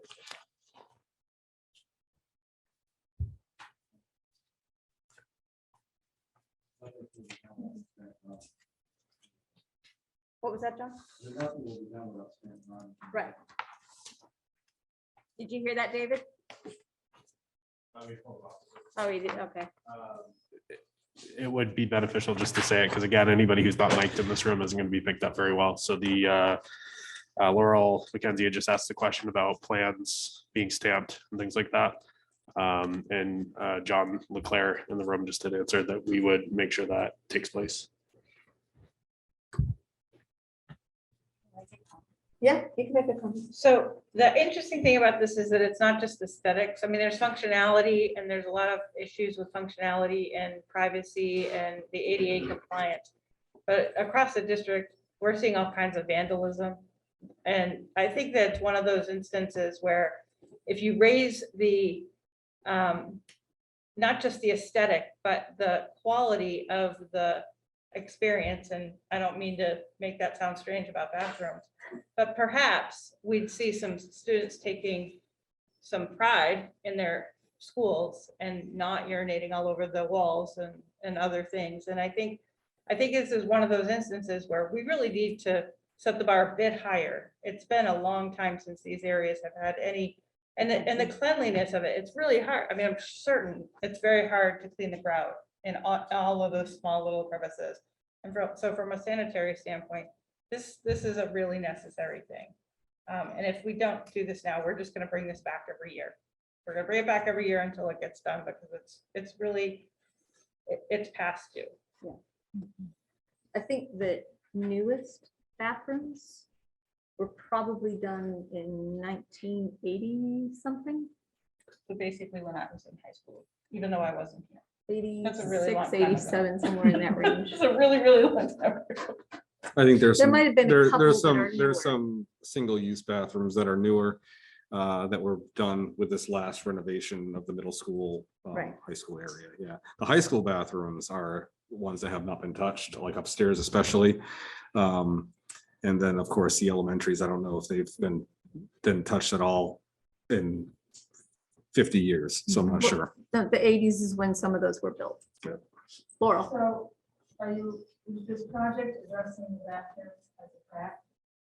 Your living room? In the middle school, high school?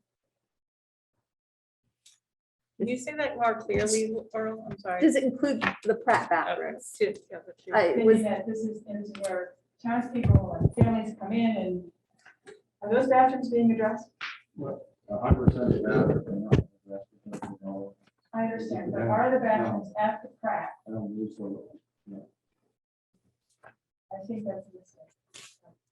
Well, we can trade off and have those bathrooms done as opposed to something else. Or if we find out that, hey, we can reduce some work in one area and increase it in another area, we can certainly do that. That's not an issue. Actually, as far as bathrooms go, the Pratt bathrooms are in better condition. But no more ADA compliant. They're not. they're not I mean, and it's a public space. No, you're They right. should be. Yep. So, Those were renovated back when I was on it, what, 30 years ago. exactly. there you go. Exactly. All right, we're. Okay, all right. They, If they, there's, they flush and you have running water. It's good. usually. Or too much. Too They, much water. sometimes they have too much water. Okay, so we're done with Article, what was that, 8?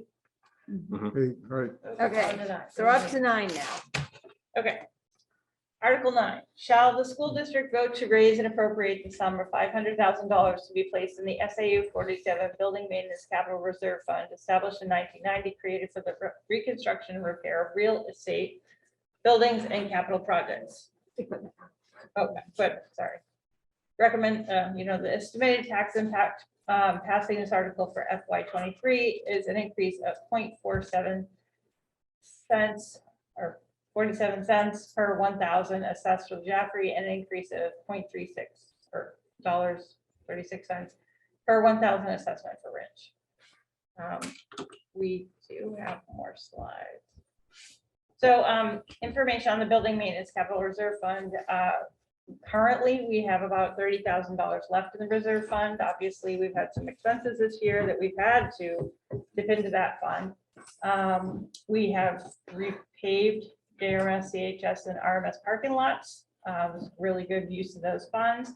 Replaced materials. There were some unexpected expenses that came part of that, which you know of, that we had to remediate. We would like to add more money to this reserve in order to replace doors and windows throughout the district that are in need of replacement, which includes some ADA inaccessibility right now that we hope to remediate on a number of the doors. On that point, there are a number of windows that are not energy efficient. There are some where the casings are wood and are not rotting and molding. It's part of how our humidity issues, and so it sort of all dovetails together, and we improve some of the windows and the doors, the HVAC system will be more effective. Replacing the items will improve ADA accessibility, improve the envelope of building, which I just said, making them better able to keep heat and cold in and out based on the season.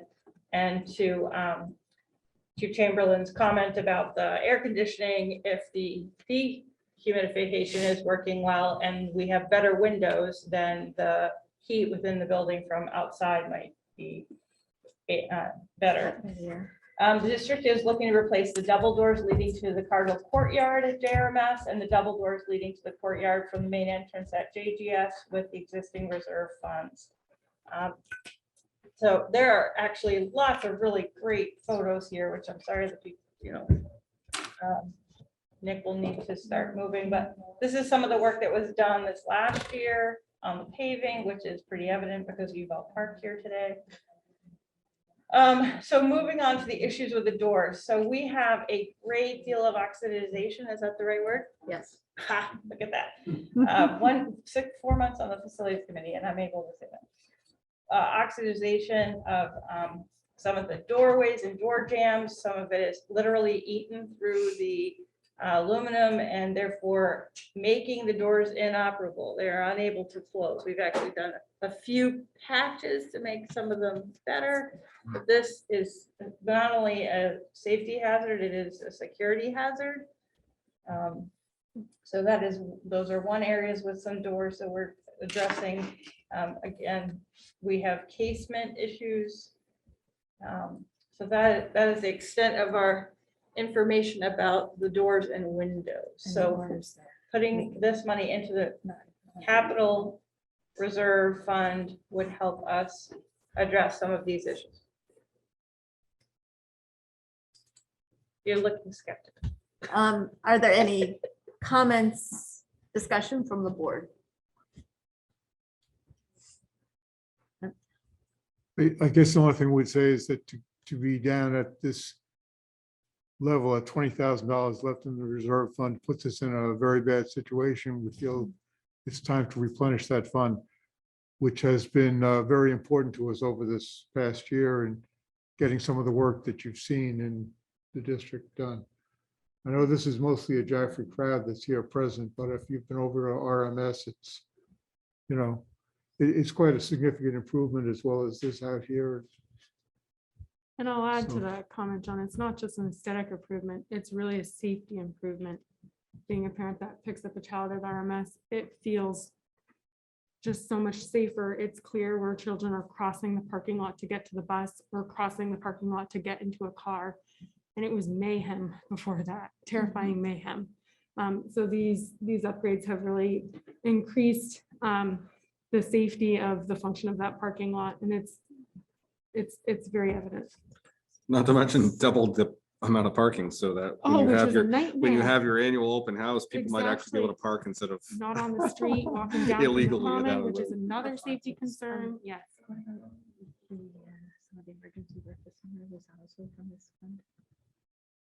I think the ADA aspect of this is we have no push button doors. I mean, like, there's just some things that we have clearly not addressed for a very long time that needs to happen. We need to take these steps forward. And some of the doors also have the bar right in the middle, Right. so, You can't get in. right. in a wheelchair. There's nothing else from the board. I'll go to the audience. Yeah. I'm just curious, why, to me, these are not maintenance items, capital reserve maintenance items. These are replacement. These all should have been put in with either the bathrooms or with the bathrooms. That's to me. And then it's a 15-year payback, not trying to 500,000 for 1 year for a capital reserve. That's a pretty heavy duty capital reserve.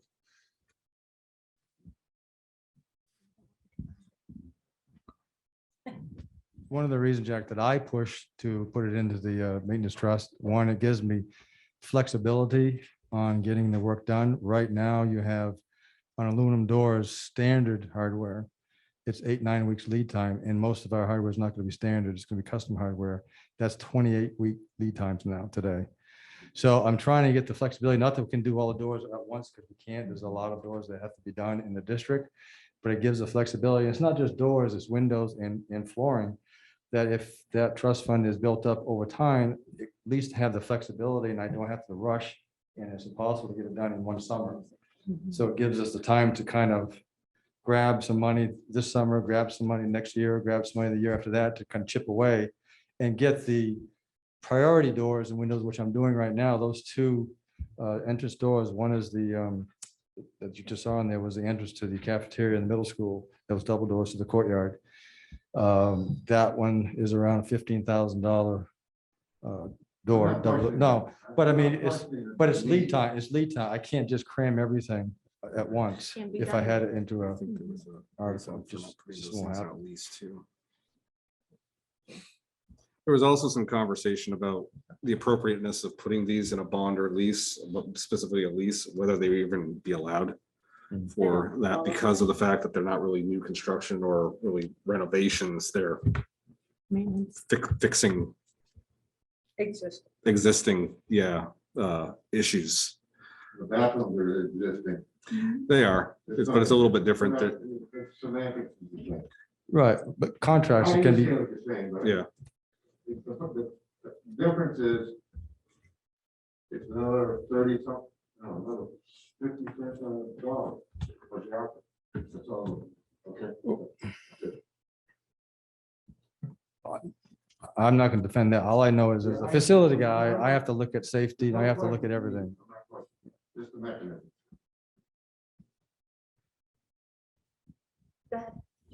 In the past, and I thought this building maintenance capital reserve fund, when it was established years ago, it was established to use to primarily be funded with end of the year funds that were not expended during the previous budget. This wording is not in that fashion anymore. Is that philosophy changing? Because in the past, that I believe is how this was funded, was through leftover monies at the end of the previous budget. I think it was up to like $100,000 a year you could pull into it. The history of since I've been here is you're correct, except for last year. I believe we did raise some new funds, I believe, last year is how it was written. If you, am I correct on that one? And that had to do with making sure that we had the money necessary for the parking lots. But it has been done similar to the next article that has been done in the past, like if there's money left over. And of course, if you don't have a surplus, then nothing goes in there. And so I think that's where the conversation was here. So I'm not sure if you're anticipating a surplus this year, but if you were, would there still be a mechanism to put that surplus into this fund, or does this wording change that? Well, this wording, it does not do that. So the previous language that is still out there then, so that you could sweep money from the surplus, put into these funds or into this reserve? That would be a different article. Yeah, you'd have to, it would be a completely different reword. So basically, if you don't put that in, we've lost that mechanism. As far as. For this year. round, yeah. Right, but wouldn't it be prudent to put that in case, because I don't know what your plans are for surplus funds, but if there are surplus funds, wouldn't it be prudent to have that there as a opportunity to put surplus funds into this reserve?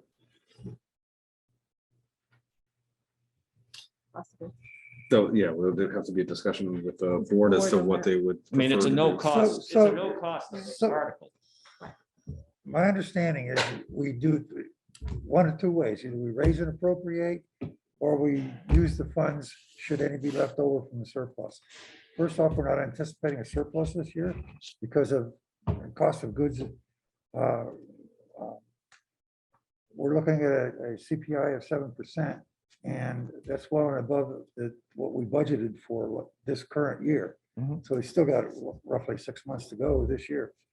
So we're not anticipating a surplus, but we need the funding in the building maintenance reserve because we have no reserve. Should a boiler break, for example, and have to replace it, then we don't have any money in a reserve. So we need to raise that money fresh. We can't depend on a surplus to get that money.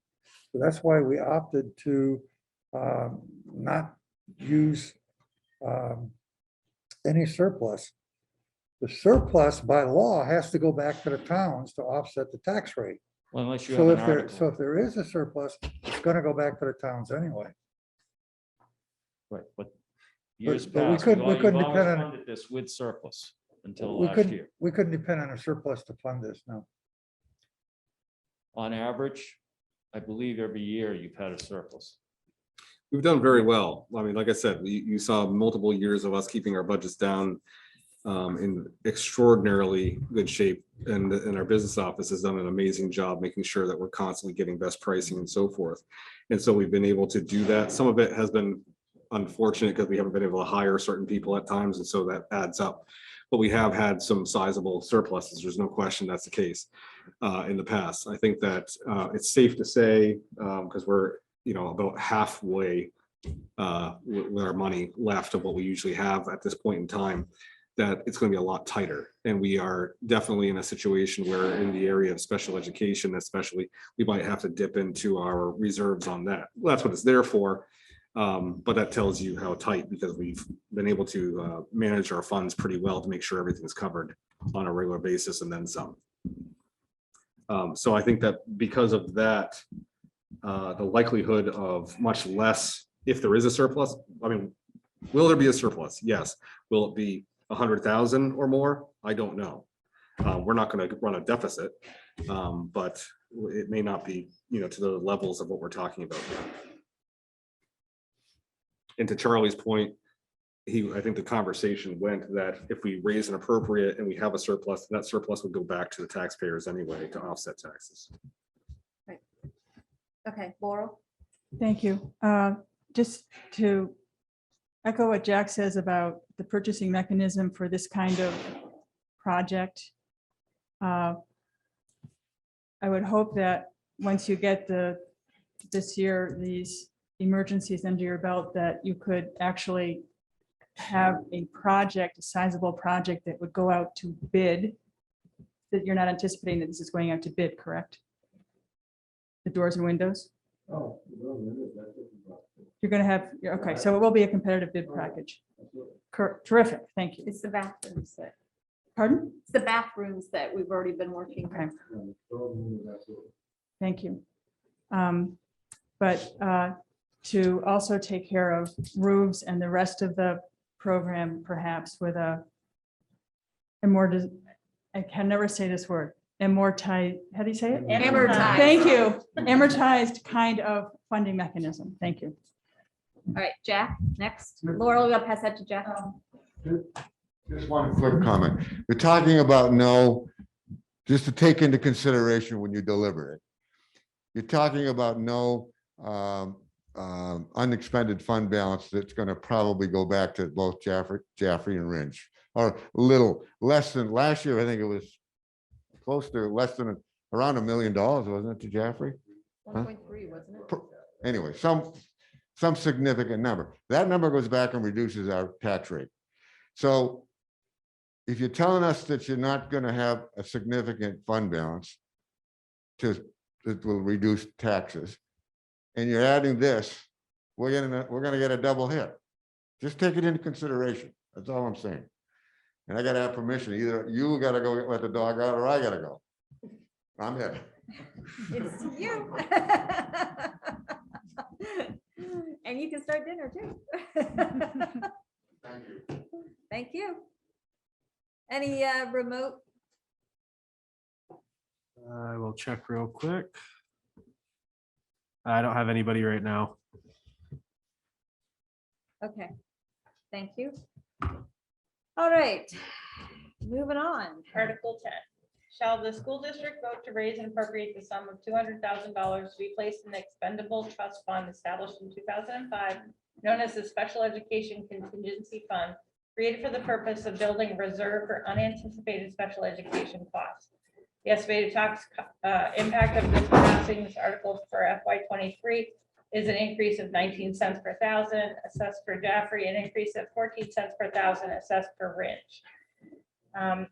We have some data here and to help frame this if we possibly can. This is an expendable trust fund under an RSA 198 :20-C. We've been appointed as agents to expend the fund. To withdraw the funds, we need to identify the unanticipated special education costs. The current balance of this fund is $439,000. We have a listing of the fiscal years and the new funds added. Last year was the first year in a few years that we added funds to this trust fund or contingency trust. And that was only $25,000. Before that, back in 2018-19, we added $100,000. Significant concerns regarding special education, and you've seen it with the increase in the cost of the budget this year overall of over $800,000. This is for the unknowns in terms of the whole 12 months of the school year and what we can expect. This it will help alleviate out of district tuition if that increases, transportation increases, and staff wages and benefits if we have to hire any additional staff above and beyond. And that is the information I have. And we already gave a significant amount of data earlier about the number of children that we serve in the district in special ed and the number of out of placements. So this is intended to be a contingency fund. That's exactly what it is. And the current balance of 439, if we have another student that needs to be a residential, that can be 500, that would wipe it out. And then some. So we're just trying to be prudent. And we don't know in terms of children who become disabled, move to the area who are disabled. Or learning this, it's a range, right? We've got kids all over from 504 plans, IEP plans, to autism, to all the other diagnoses that are possible out there. So So any other comments from the board or questions or? Well, I just wanted to add the Yep. fact that the residential costs are almost doubling and the rates are approved by the state. So we are our hands tied. We don't have any choice in terms of, what it's going to cost us to provide, to receive residential services. And not all the students that are out of placement are in New Hampshire. So it's not. All right, so audience. Yep. Is this the last financial article? This is the last appropriation? Yes. Yeah. So, yes. Yes. Okay, thank you. All right, so the total of all these articles comes to $4.86 increase for the town of Jaffrey, which on a $200,000 home, that's an increase of $972 for the year. That doesn't include the municipal side. We're coming in to, what's that? The municipal budget that we're proposing, that we're working through with our budget committee right now, is $10.50. This increase alone is 46% of the municipal budget. So the total impact of this, if we were to try to offset this in any way, it would take us $2.527 million to offset this increase on the municipal side. And put that in perspective. I know we're all facing the same things, aging facilities. We're dealing with the roads, facilities, everything. We're trying to address that. We're trying to address it in steps. This feels like a fell swoop, but that's what happens when you put off maintenance. It's just, we're dealing with it as well. So our choices, we only have to, we have to provide what we have to provide. What we don't have to provide is a recreation department. Library, we only have to fund adequate amount, which we get to determine. The parades that we fund, although minor in funding, those would be out. Transfer station, gone. So everybody would get to go to across the street to pay to lose their trash. That gets us $861,000. We took out all of our capital reserve funds, which we're using to maintain our roads, our facilities, purchasing equipment, both in the highway, fire, police, and recreation.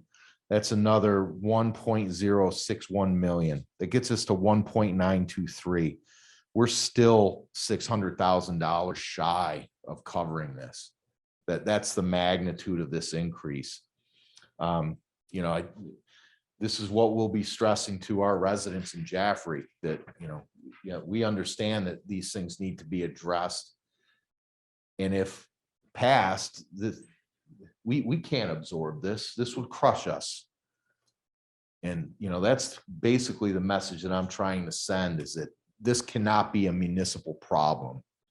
It's an entire community problem, but it cannot be passed on to us to try to figure out how to do this. Okay, and I know we all got to work together to do this thing. I don't have any answers to this. I know exactly what you're up against.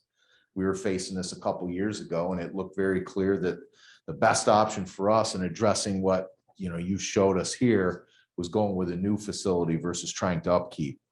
I'd be interested to, you just don't go to the store and pull a new school off the shelf. So I couldn't sit here and tell you, even pretend how much a new school would cost.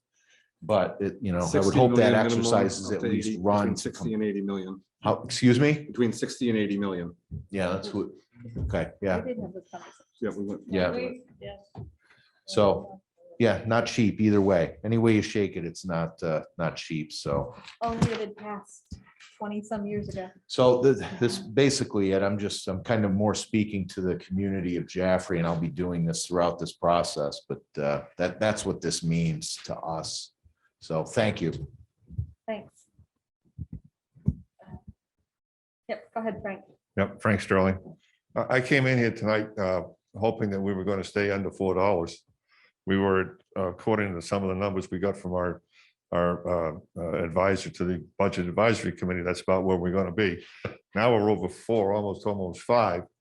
So I was counting on maybe about a $900 increase in my taxes for the school next year. Now we're over $1,200. I can't do that. I live on a fixed income. Where am I going to get that? My Social Security went up $86. Whoop-de-ding. Where's the money going to come from? And where's the money going to come from for all the rest of the retirees that are in Jaffrey and the young families that are in Jaffrey? They can't afford this. They probably live in houses that are worth $200,000, $250,000. That's what they're assessed at. And that's the number I'm basing mine on. This is unsustainable. You've got to go back and seriously consider scaling back a lot of these issues and not try to get them all accomplished this year. This is not sustainable. And I am leaving in disgust. Frank to Kevin. I'm not gonna harp on what, Frank, I agree wholeheartedly with Frank and John's comments, but from my own personal knowledge, procedurally, my understanding, I think, is that you'll go and meet as a group, a board, and you'll make some decisions, either to maintain these numbers or possibly adjust them.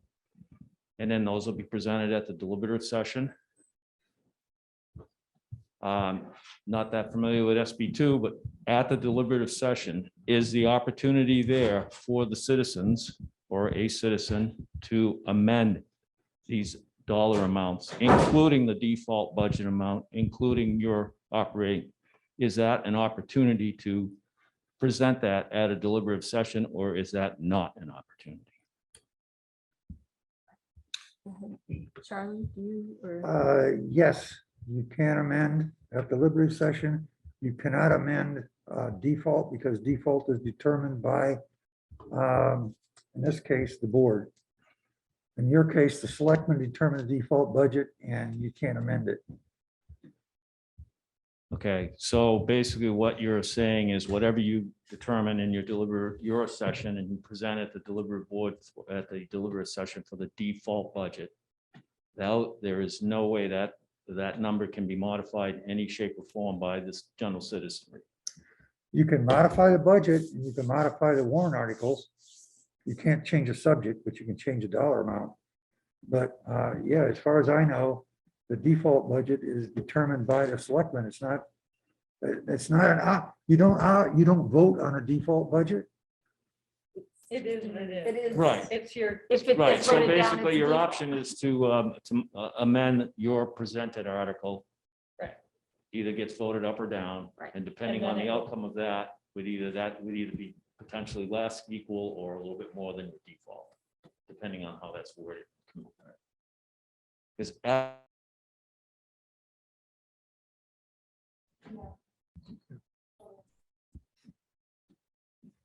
Thank you. I'm going to thank you all for your work and your administration members for their work. I had a question regarding student services and the rates that are set by the state. And I wanted to know if there's any way the citizens or the select board, what can we do? Who should we contact about these approved changes that are so devastating to your budget? I mean, and I hope the board's been reaching out, but if you could please just let us know, who should we be contacting and protesting? Because it's hard to wrap, I think anyone would find it difficult to wrap their brain around $500,000 for residential for one person. Yeah, so I mean, my short answer is the Department of Education signs off on that. And the history is that apparently this most significant situation, and I'm not talking about the location because it can be identifiable to the student, that they hadn't raised their prices, I guess, in a couple of years. And so it was presented because of everything that everyone's dealing with right now to the Department of Education. They signed off on it. Jen Horn is on the line. So Nick, Jen would be happy to, I don't know if she'll say anything different than what I just said. Because the commissioner, I believe, is my understanding, the commissioner of education is the one who signed off on these. So that's who we should be reaching out to. That would be my guess, that would be the person, because that's the person that's the authority to do so. But if Jen Horn might have some other information. Is she on via phone number? Because I don't see her on here right now. Oh, she said she was. Did we lose her when it just? She's on the phone. Okay, so she's the phone number that's on there. Yeah. All right, Jen, you should be able to talk at this point.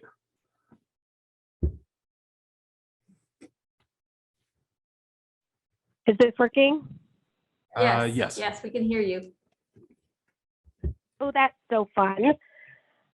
I would say the same thing. Definitely the Department of Education. The Commissioner of Education would be someone he clearly likes to hear from his constituents to know how things are going. And I think that he should hear the impact of the decision on the tax base for sure. I would also say that potentially, our representatives and selectmen across our area should hear from us about how it impacts us on a tax base to have something so exponential happen with very little to absolute no feedback from districts and the impact. I think coupled with this is a conversation about lots of legislation that's in the department or in the legislature right now. I know that some people have been following some bills. I think that one of them you said was tabled for a bit. And that one was the bill that was focusing on expanding the, I'll call it the voucher system, the education freedom accounts that they call them, to significantly expand them. I'm not going to argue school choice or whether that's a good concept or not. It is not a well thought out concept for the taxpayers. There is no funding way to fund this properly. They're already way over budget without an idea this year. And by opening up completely to everyone, regardless of income level and so forth, which is a desire of our current commissioner and many people who support him in those ideals, it would be pretty devastating to local communities to be paying, because the facilities continue to run regardless. And so if you're paying for people who are homeschooled and people who want to go to private schools and religious schools, whatever you want, whatever the choice is, taking money away from public schools to be able to do that. But also it's not just a one-to-one take away and give back. These people who are taking, I have the list of 50 people who have already chosen to take these accounts. Very few of them ever were in our schools. There are already people who exist in other areas who are taking advantage of other things. And so it's just state money or town money, quite frankly, that's being raised to just give out. And so you're paying, double in a sense for those students. The bill that was just tabled was specifically local tax money. Yeah. That would be. Yeah, there's nothing coming from the state because they haven't fixed, it's not going to happen. That's the bigger one. It's not going to necessarily hit us next year, but if that passes this year, you will see in 2 to 3 years, significant problems. And they know this. Well, what we know right now is they passed this, what exists right now, through the current budget. It did not go for a vote. Matter of fact, it was voted down 2 years in a row to make sure that they didn't have to go for a vote. It was stuck at the end of the budget for the governor to sign. So now that this has all been implemented, it leaves, they have the numbers in the legislature to be able to push this through. And do we qualify for the catastrophic aid? in this kind of an instance? I know it's a delay, so Yeah. we apply for it and we get reimbursed for it, but we still have to have it in the budget to begin with. Sure, catastrophic aid comes a year late, Right. so you do get some revenue as a result of very high threshold special ed expenditures. It's unclear as to, we've typically been in that 60 to 70% range of getting catastrophic aid back, but never have we had expenditures that high before. So, I don't know if there's a cap, if it continues to be a percentage that we would get. Maybe we get 50% back and still, you never get 100% back. Right. You get 100, you're supposed to get quote unquote 100% back after a certain amount. You pay 100% of like, like Deductible. 60,000 or whatever it is. I can't remember the number now. It used to be 40,000, but that was years ago. Okay.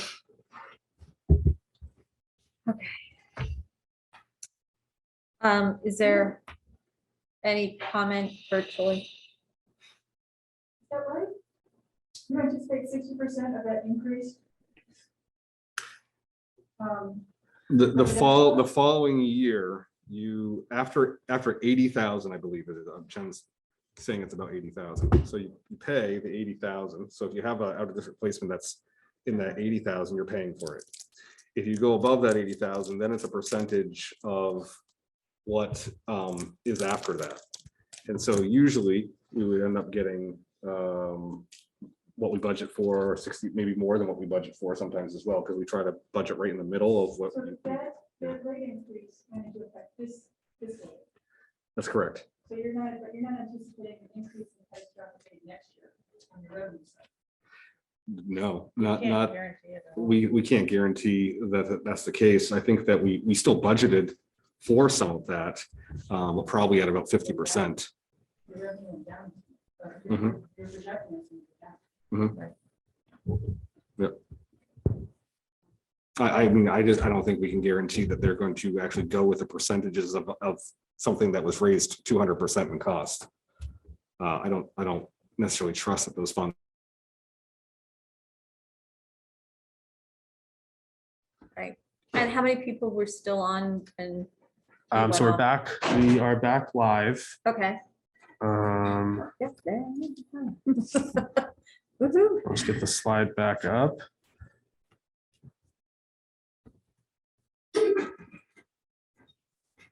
All right.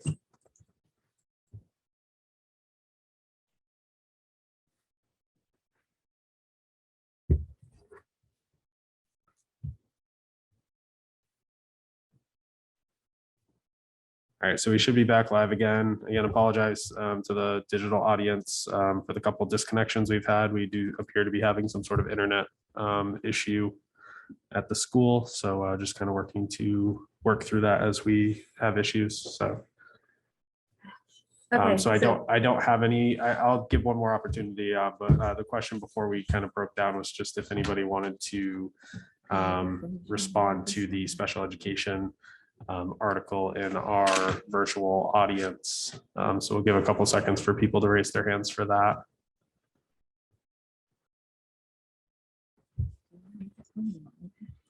All right, I'm not seeing anything at this time. Okay, thanks. All right, so we have a petition article. So Article 11 by petition. So Article 11 by petition, shall the voters of the Jaffrey Ridge Cooperative School District approve the following warrant article? Whereas an educated citizenry is necessary for the effective functioning and preservation of a representative democracy. And whereas full transparency in government is a bedrock principle for ensuring accountability in a democracy. And whereas the primary purpose of our school is to provide a quality education to prepare students to become active and knowledgeable citizens and productive community members, in schools must provide the tools students need to acquire and develop analytical thinking skills that enable them to navigate the complexity of a modern economy. And whereas the primary responsibility for guiding the education of children and overseeing what is being taught in our schools and classroom falls primarily to parents, grandparents, legal guardians in conjunction with elected school boards and appointed administrators.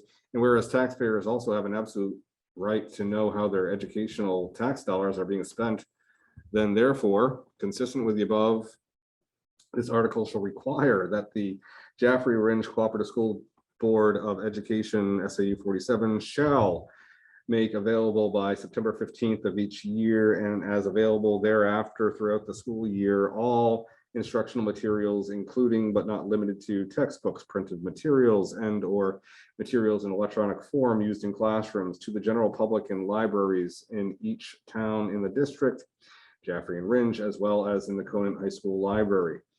In addition, copies of all professional training materials provided to teachers, administrators, and staff shall also be made available to the public. The district is hereby instructed to spend $200 from existing budgeted funds to publicize the availability of these materials to the public. Majority vote required. Okay. Discussion from the board. Who wants to start? John? Well, appreciate getting getting this in advance and also getting the guidance that this, according to our attorney, would be what's the word? It would be Advisory. advisory, but not binding, right? Yeah. I guess having read it a couple of times, my sense is, this is a movement for a group of people to say they want more understanding and presumably input into what's being taught. On its face, it sounds reasonable, but I also see problems with it in terms of implementation and the impact on the teachers, the instructors, and Yeah. Christine? I have a few concerns about this. I have the concern about the extra burden it would put on our teachers and our staff to make this the extra planning time needed to put these documents in order. I also don't know, I'm wondering about the expense of that. And also, what about, is there any copyright issues if the teachers are making this material that they develop available? Are we, does this, and also the issue of making materials available that already are copyright protected, but what about the teacher's own work? Is that an issue? I'll just keep going down the line here. Lisa? I have no comment on this. No? Do you have any comment to the copyright? There's huge issues. Yeah. It's the legal ramifications of opening up what we pay thousands of dollars to subscribe to have in-house domain access opened. And I don't even know how we would print off 90% of high school, middle school work is digital now. What would that even look like trying to print off, and how would you store it, and how would you? I have no comment on this. I agree with your concerns, and this is just untenable. I see no reasonableness in this. Yeah, I know. All right. Thank you. Charlie? It's my understanding that this is similar to petitions being presented to at least one other district and maybe more. That there is a impetus behind this at the state level. That the person who wrote the petition in this particular case had very little time to do it and took what was given to them by somebody else. I believe a couple of things. One is that we should be as transparent as we can. I don't believe we're hiding anything, so I think that we should make available what we can readily make available.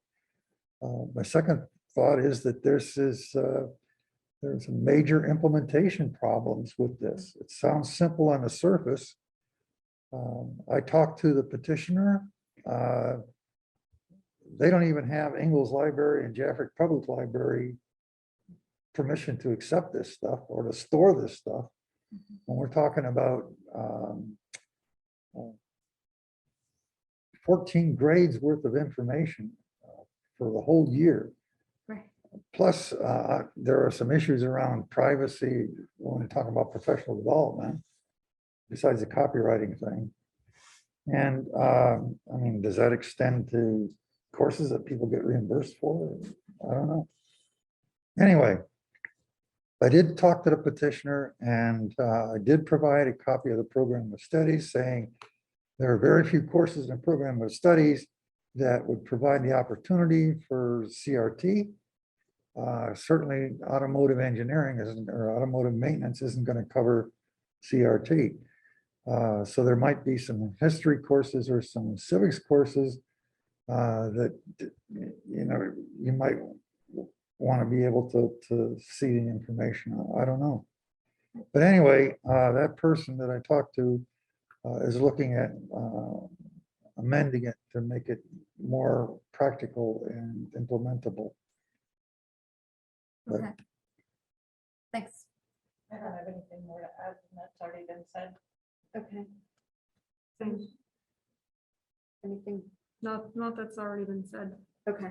And I don't have anything new to add, but when I read through this, I started to imagine being, you know, a teacher or administrator and trying to collect this stuff, and also imagining someone who's trying to kind of personalize learning, and by September 15th, knowing what I'm going to teach in order to personalize learning for, you know, 20, 30 students, or if you're in the high school, 100 students, and be able to put it all together for a year's worth. It was just absurd. It's not practical at all. It's not possible. And the kind of education we would get if we made this possible would be so narrow and so constricting. It would be, you know, like, I'm just like this McGuffey's reader. I feel like we'd have to go back to that, you know, in a textbook for every, you know, and it's in here saying it's about developing analytical thinking skills and complexity of modern economy. It's exact opposite what we would have to do. So that's my thought, that it's just not possible. And the cost in so many ways. Okay. Our physical public has left. Again, just an opportunity for those who are remote to comment on this article.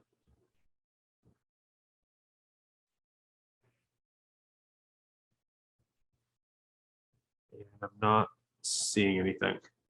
Okay. All right. Thanks.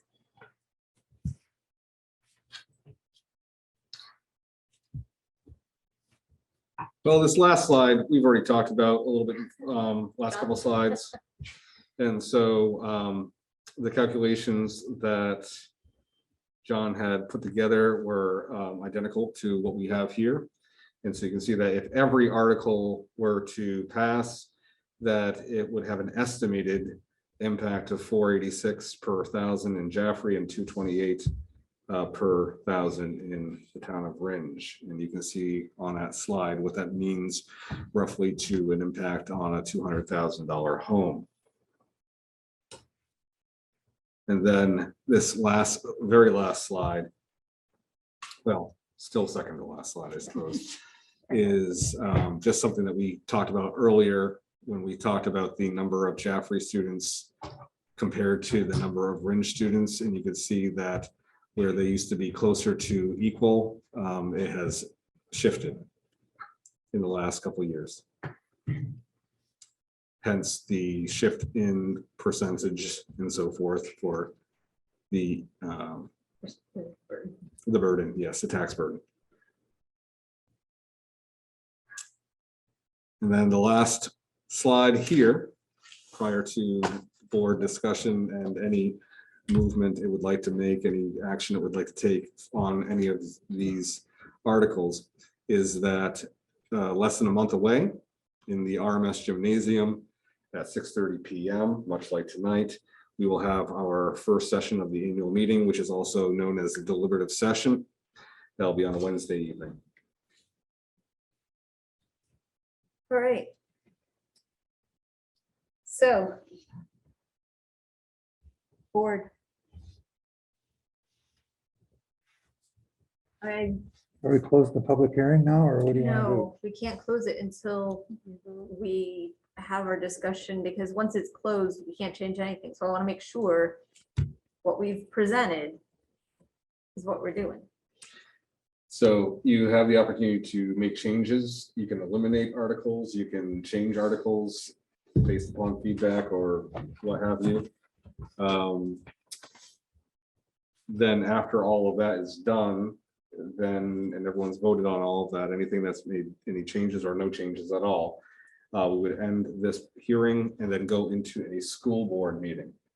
In the school board meeting, you do have a consent agenda, but you all, which is, small. And then you would take the opportunity to vote on each article.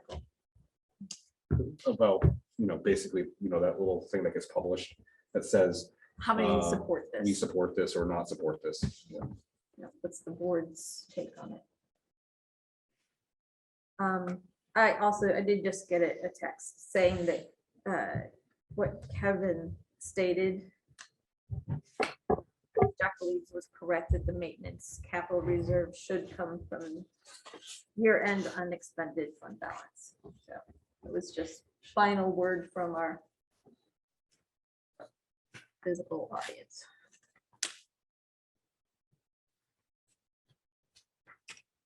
So I don't know. I mean, I sit here and I know what we need. And I hear what they're saying. And I know that, the idea that,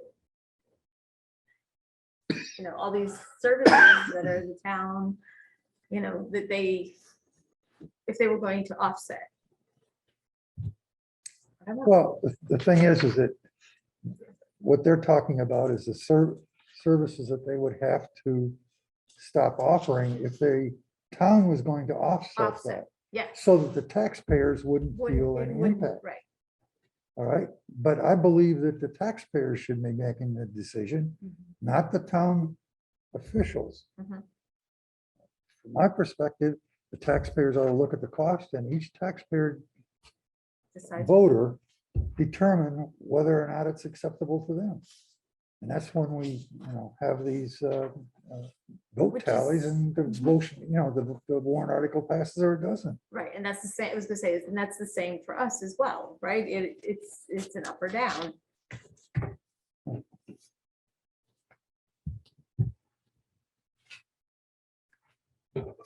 Yeah, I think that's a good way of putting it, Charlie. On the other hand, it's if we're in a situation where we're taking input but not responding to it in any way, it could, contribute to a sense of, a sense that we're not, sensitive to the needs of the community. And it's interesting. I know the shoe is on the other foot in a way, right? With this impact coming down more on Jaffrey.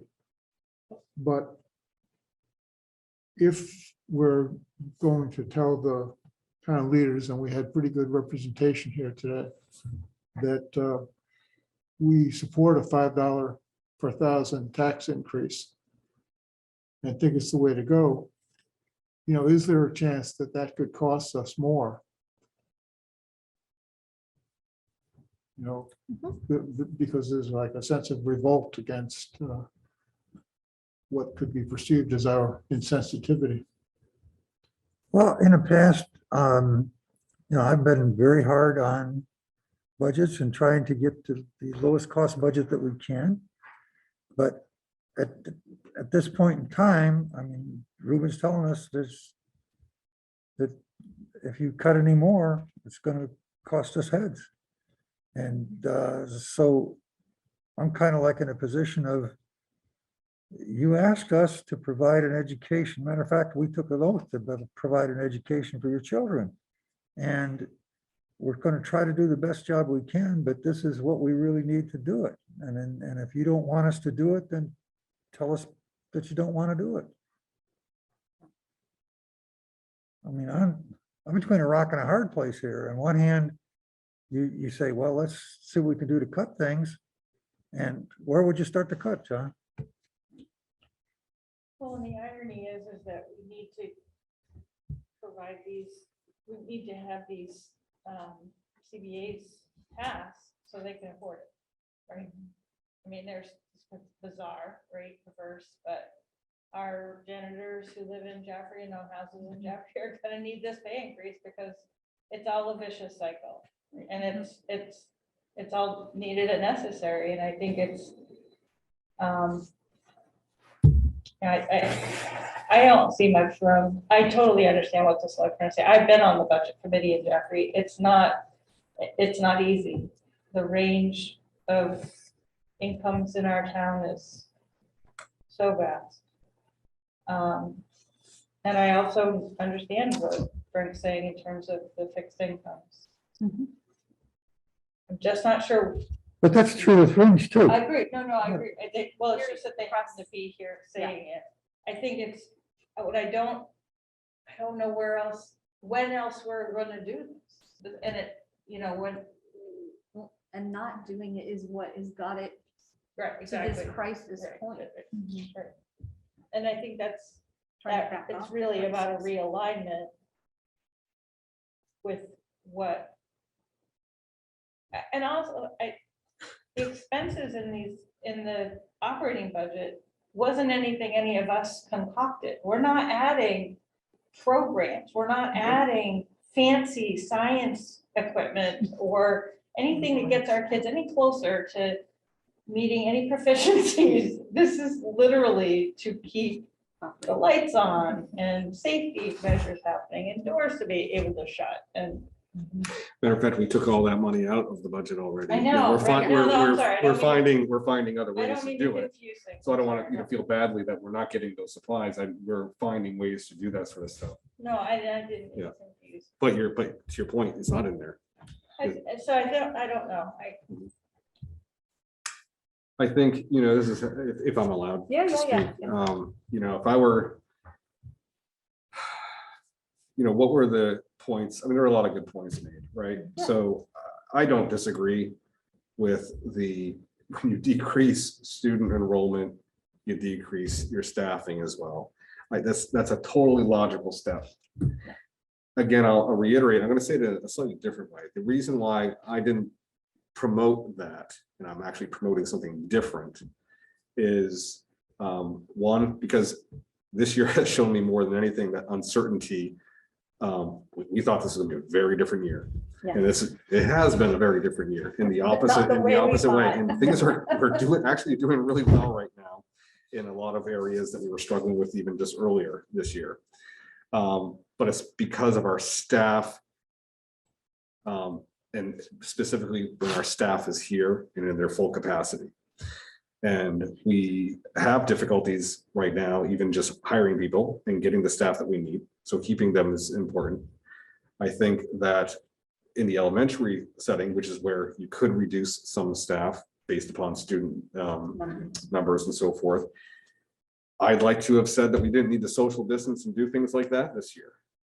Wrong. We started this year off with a very different mentality of what was going to take place. And in order to, fit the number of individuals in the classes to make sure you have social distancing. I don't know if there's social distancing next year, but if you get into that situation where, you can't be on top and have 20 kids in a class, for instance, like that, because of the square footage, that runs into an issue. That's kind of a side note. Because I would still kind of gamble on the fact that we won't have to social distance next year like that, but I thought we were gonna be there this year. Just nothing's gonna surprise me. But I do know that the path back of getting kids social, emotionally, and academically back on track is not a short-term type of thing. I do believe that we will show evidence this year within, some testing and stuff like that. We are making gains and that we are making progress, and we're doing that.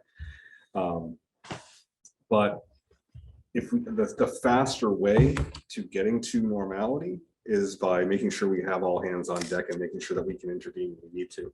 And I do think that requires people, caring individuals who are there. And there is already risk of that involved here, right? So if we do end up with a default budget, which it was a little bit more of a gap than I thought there was going to be originally, you're going to lose those positions, and then we'll be back on what we would normally have budgeted for things. The difference is if you go and drop your budget down to what would now be the default budget or something even 100 or 200, and then someone else, you get someone saying, oh, well, that's still too much, which it is. This is a lot. This is a lot in taxes. They wouldn't be wrong. And then go in another default budget. You're talking about a whole different world. You run, you add so much risk. You add so much risk to because if you don't pass up that budget, then you're in trouble. Yeah. And so people have a choice right now, and the choice that they have is to decrease their estimated change on the tax rate. Oh gosh, I thought it was like by it's what's 500, so it's 50 cents. It's in Jaffrey it's 10. It's a because it's a $500,000, it's gonna be 50 cents basically is what it would be. So by 50 cents, they can vote that in, and that will then we'll be in that spot where we will be kind of where we would normally have typically budgeted. It's still higher than it was before, but at least you're not going to be ruining programming in the process. The other two items that you could do is you could make those last two gambles, right? I mean, it's a hit or miss anyway, of whether that people are going to vote for it or not vote for it.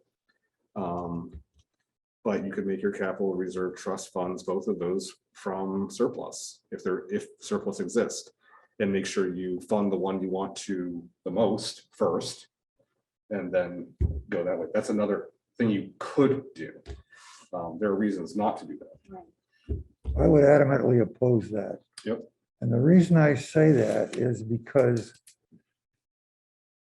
if those articles fail, all right, you want to have some cushion someplace, which you can do because now we can put it into retained fund balance, yep. Or to retain fund balance, and then we can use it for anything, not just capital reserve and special education. We use it for anything. All you have to do is hold a public hearing. So it makes sense not to cap your surplus with your warrant articles. And I've always been opposed to that anyway, because people don't feel the expense of the warrant article, the cost of the warrant article when they do that. They say, oh yeah, well, it's not going to cost me anything because the tax impact is zero. Yeah. So they approve the warrant article, and when in fact it's going to, it costs them money to do that. So. Yeah. If you decrease the operating budget, okay, by eliminating positions, I believe, I know that you do not have to reduce your default budget. The default budget is based on changes.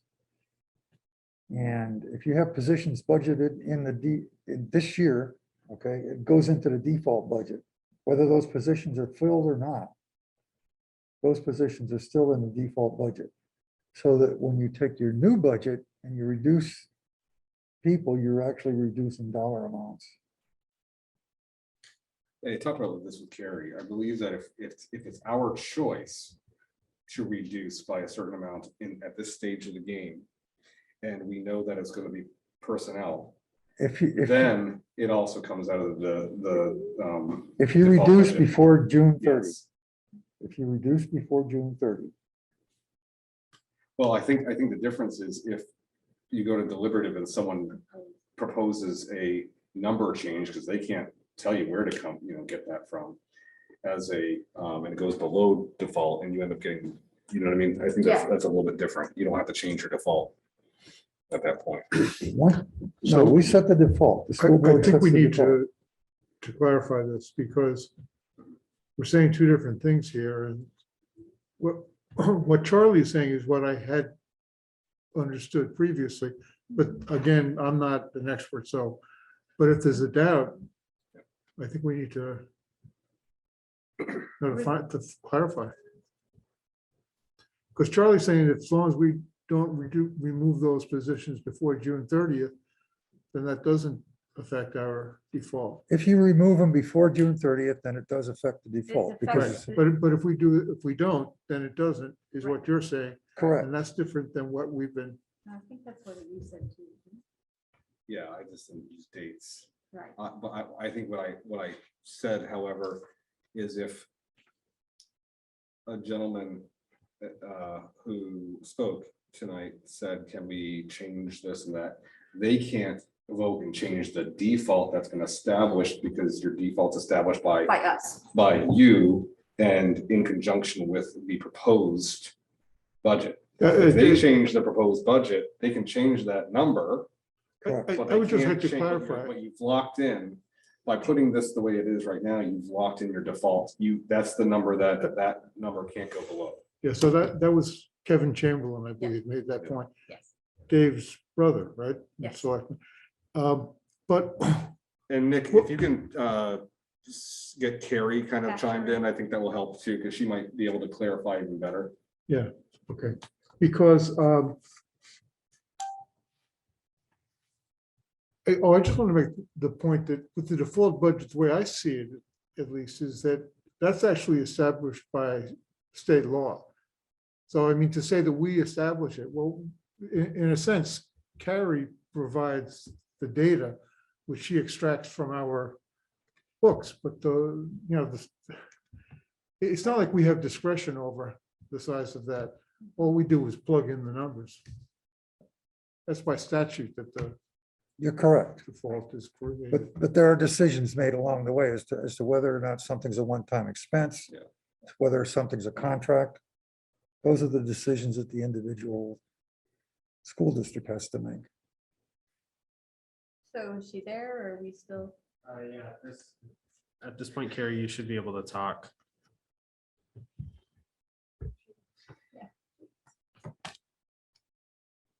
Gary? Are you there? Sorry, can you hear me? Yes. All right. I didn't realize my mic was muted. Okay. So, I just wanted to comment on the salaries and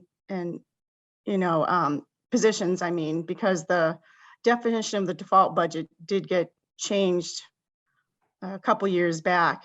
And it does state that the default budget is reduced by one-time expenditures containing the operating budget and by salaries and benefits of positions that have been eliminated in the proposed budget.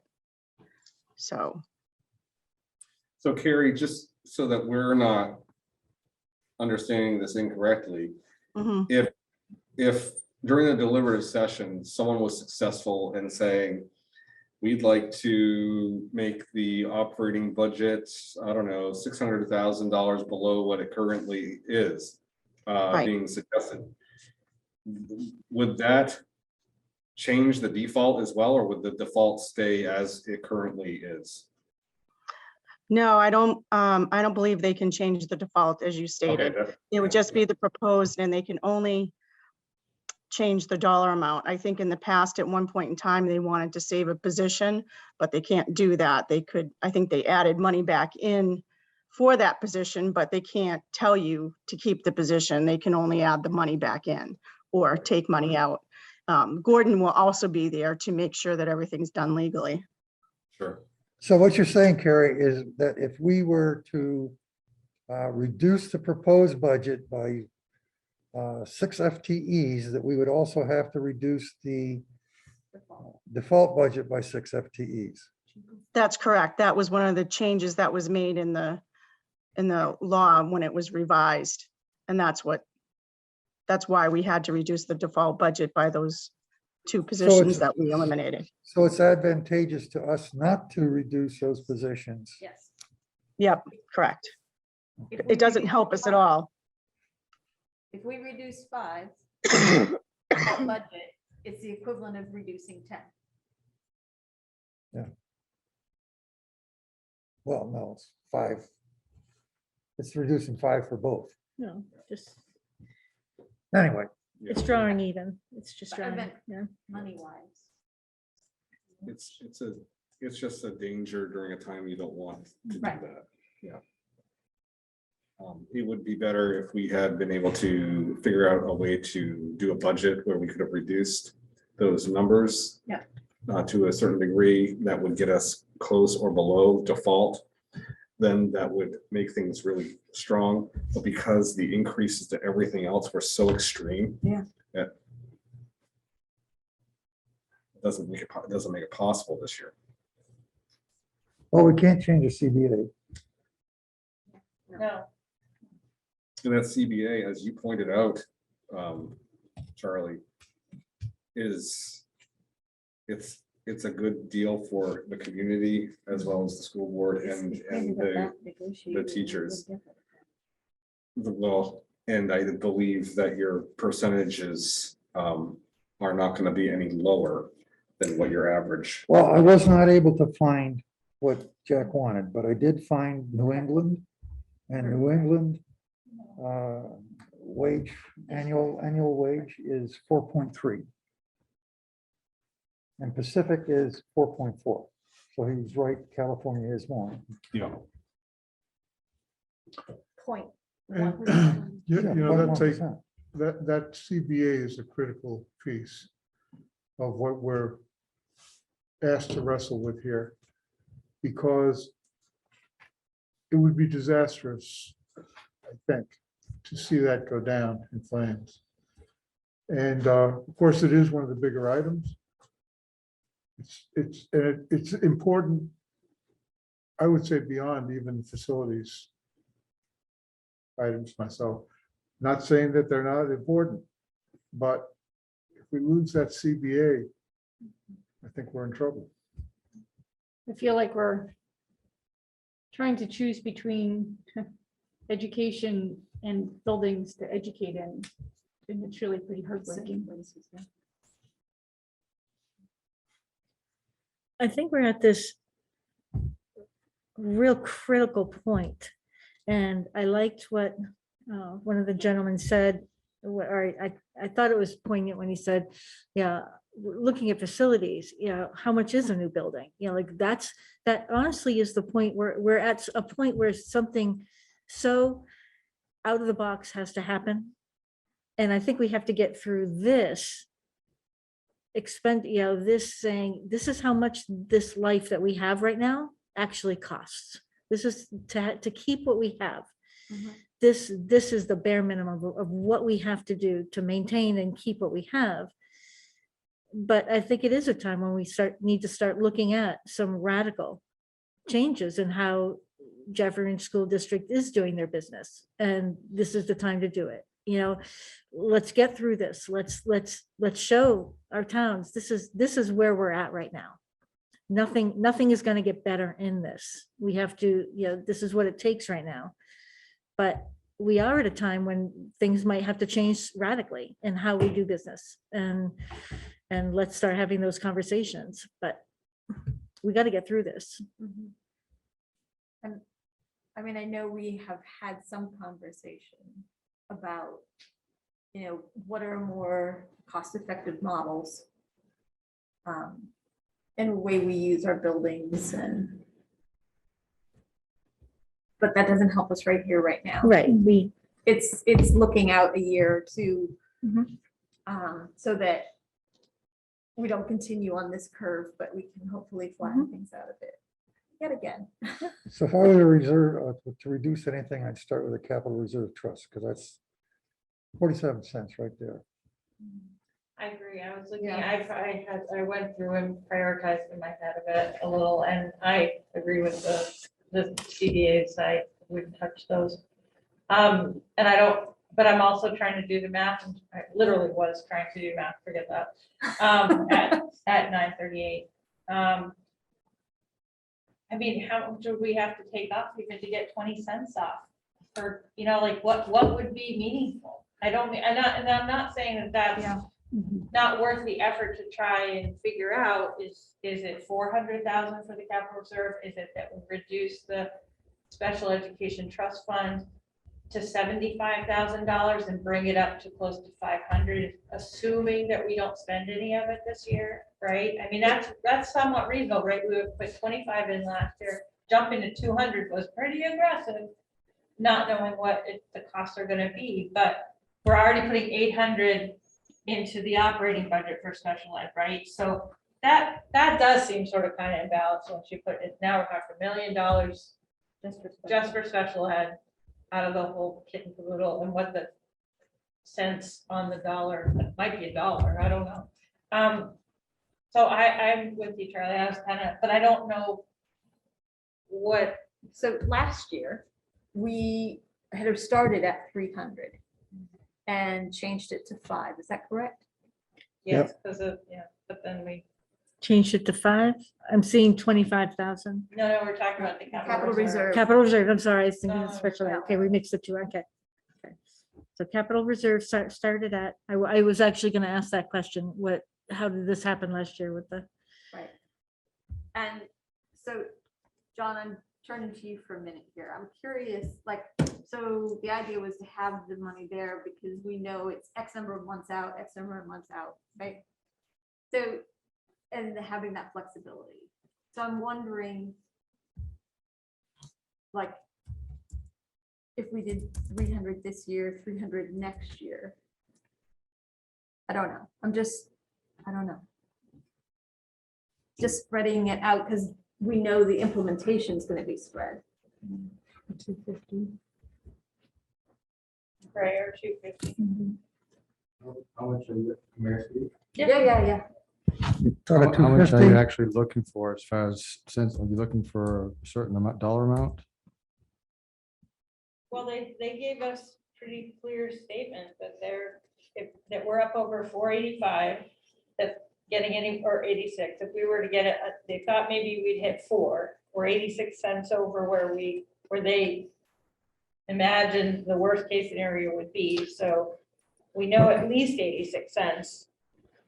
And I'm just using Jaffrey. I apologize. I'm not being rude to Ridge. I'm just, that they use those numbers. That's what I'm leaning towards.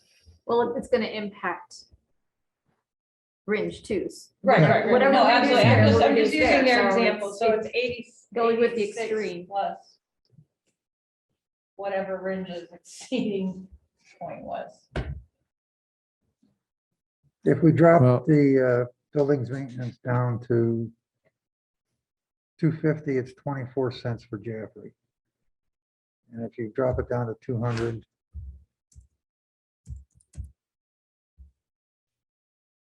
it's down to 19 cents for Jaffrey. It'd be 19 cents if it was dropped down to 200. Oh, sorry. I heard the first. 200,000.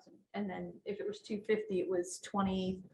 24, something like that. yeah. And I get, and the reciprocal for which, I mean, there's whatever that. Yeah, range would be Differential. 14, something like that. And what could or couldn't we do with that in this year? I was thinking, I mean, Ruben, you might shoot me, but I'm thinking, why don't you just scratch number 8 and leave the others be? So gross. Yeah, but But I understand the HVAC is more critical, isn't it? In so many ways, because it impacts Oh, absolutely. It's air the quality. mold issues that we had to deal with, it impacts. Yeah, that one I wouldn't want to touch. And then the trust fund also is. Well, the trust fund gives you the flexibility to do windows and lots of doors, things. which helps with the HVAC system Mhm. as well.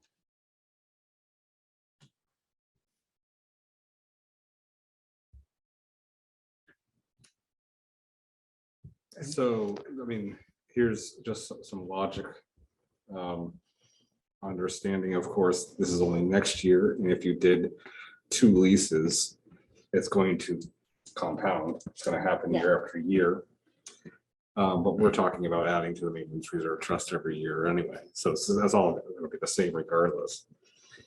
If you're looking at, say, you get rid of number 8, you drop 27 cents off the 1,000. If you take the, and then you lose quite a bit, if that, if, let's say it did pass, right, or would have passed to all the schools. Very difficult to kind of get that again, but maybe not.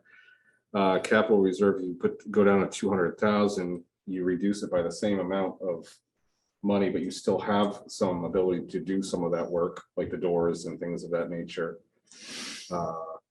And you're getting your restrooms at the exact same time, reduced it by the same 27 or 28 cents. If you knock off 100,000 out of special education, then you're down to, between the two of those kind of drops of the reserves, you can get down to $4.50 as opposed to $4.86 for their estimated changes. I understand why John said Article 8, because I think that windows and doors are of significant importance. Whereas the bathrooms are functionable in most, Yeah, by and large, functionable. it's a $3.5 million nut too. Hmm? It's a $3.5 million It is expense. $3.5 million. The fund gives the flexibility to get doors and windows and maybe flooring if needed, which it is done.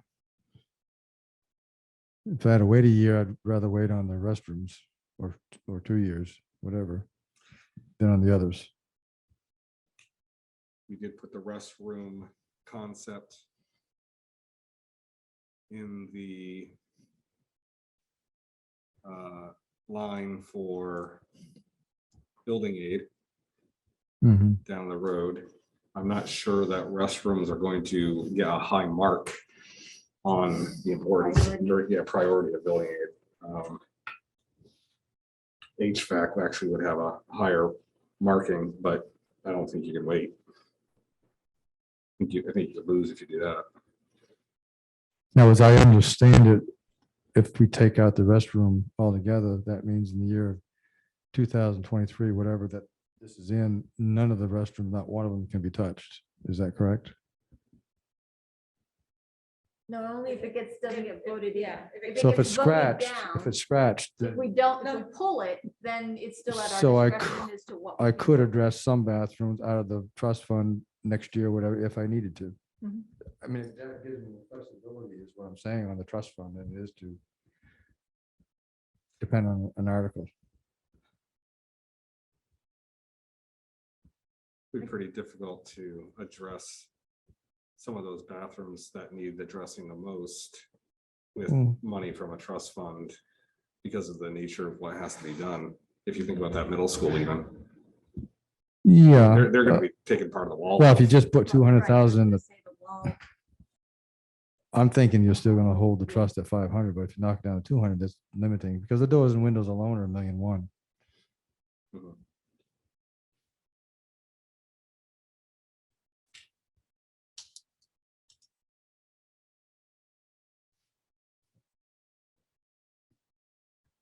So what we need is someone to make a motion to remove the warrant. Or that is. Either remove a warrant article or reduce.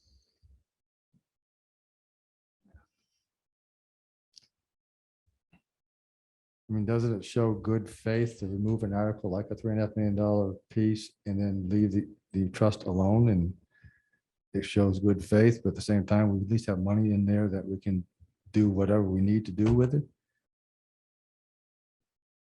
Out of the trust. So you would just, what you had just said was you're still advocating for removal of Article 8. Right, but not knock the 500 down to 200. Right, Mhm. I got that. Just showing Maintain good faith, but, Article 9, but scratch 8. right.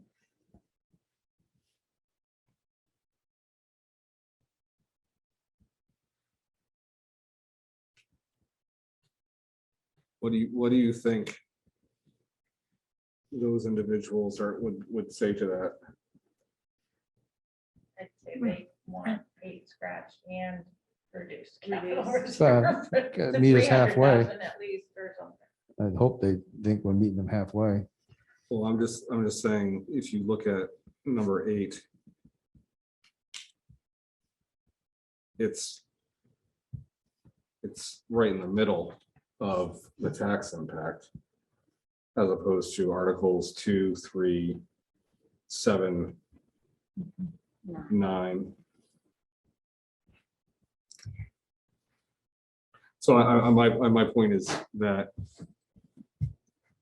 just another way of thinking is that, you know, you get rid of something that's going to make possibly a very significant impact.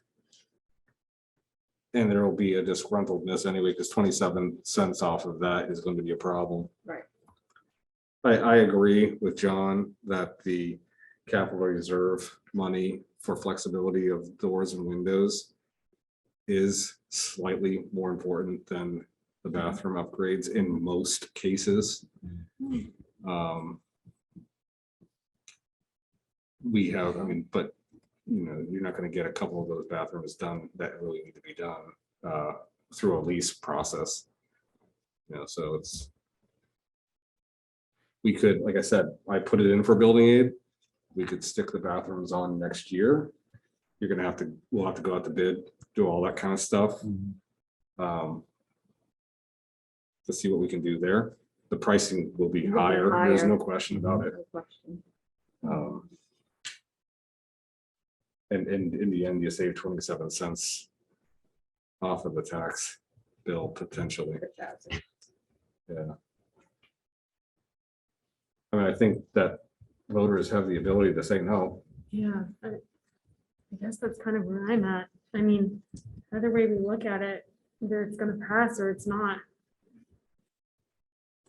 We can sit here all night and try and guess what voters are gonna pick, but we're not gonna know if we don't try. So there's absolutely nothing up there that we have to have except an operating budget and 2 CBAs.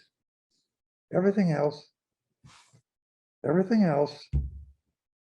okay, except ADA compliance, because that's required by law, is something that we don't have to have. I wouldn't dismiss the HVAC. Mhm. We I'm do sorry, I need can't hear you. HVAC. He wouldn't The mic dismiss doesn't work. HVAC. What? No, he said not to dismiss HVAC. I'm not dismissing HVAC, but I am saying that the HVAC we can be put in a situation where we repair them as they break, fix them as they break. They don't have to all be fixed this year. The upgrades to dehumidifiers, okay, are going to cost us from a mold perspective. That's minimal compared to what it would cost to do all of the updates this summer. I mean, as a real practical matter, if I was sitting here saying I don't have any money at all, where am I going to borrow to put the money? Well, I put the quality there right up on the top. But the quality is already there. It's You said decreased- that. It's decreasing day by day. It is. Yeah. Because those machines are just getting beaten to a pulp.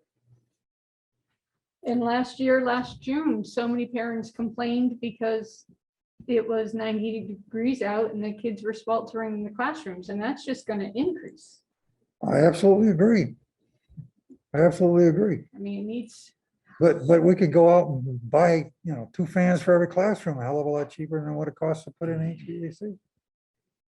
So I mean, if that's not gonna. things are really tough, if we're not thinking about quality education for our kids, all we're thinking about is money, then I think that, you know, everything up there is up for grabs except the CBAs and the operating budget. And that's exactly why we took HVAC and stuff out of the operating budget.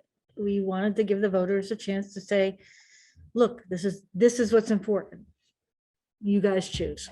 You know, I think what you said earlier, Charlie, really is relevant. You know, that we need to give the voters a chance to say yes or no to these things. Yeah.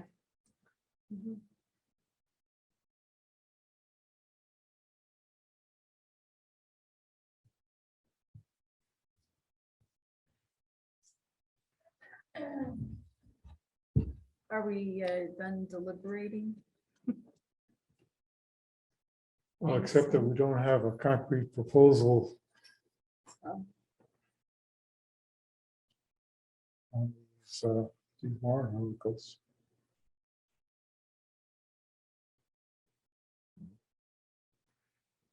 They can make a motion to remove article number 8 from the dated warrants. You're making a motion? She just did, yeah. Okay. I would second that motion. But yeah, I don't want to see it happen, but you know, to me, it's almost like we're communicating something. I hope, at least, I hope the selectmen take it, that we're trying. Okay, so there's a motion to remove Article 8. That's been seconded. Is there further discussion on that? It's just interesting because that's the one that impacts the learners the most. I mean, that's what they see. I mean, of course, it's the air that they Yes, breathe and the yes. quality of the teachers, but their experience I agree. is the bathroom. And I can tell you, there are many kids who tell me that they do not go to the bathroom at school. And Because it won't matter if they don't, if they don't vote it, they don't vote it up. I know. I mean, which is worse, us taking it off the table now or having the community say, nope. Not gonna Well, happen. I mean, You also have to interesting to have consider, I'm sorry, go ahead. Finish, Christine, and then we'll go to Charlie. Be interesting for parents to have that conversation with their kids, though. Yeah, we voted against the bathrooms, honey. I don't think this conversation should take place, but Charlie. The other thing you need to consider is if that warrant article goes down, you can't use any other money for Right. restrooms. Yes, Forever. that's true. Well, for the year. For the year. For that year, yeah. Well, not If there's- to replace and remodel and do that. If you have a door drop off or something like that, you can fix those things, Maintain. maintain Yes, exactly. it's a So maintenance, but not a upgrade. But if they take this warrant off the table this year, I think Heidi made the point earlier, it's something that we can ask again in the future. Next year. The point I was making is if you take that warrant article off and you have Right, I any money, you understand. can't use it for This year. restrooms. I'm just saying, as far as eventually getting the bathroom Right. finished. It gives us more flexibility if we remove it rather than them removing it.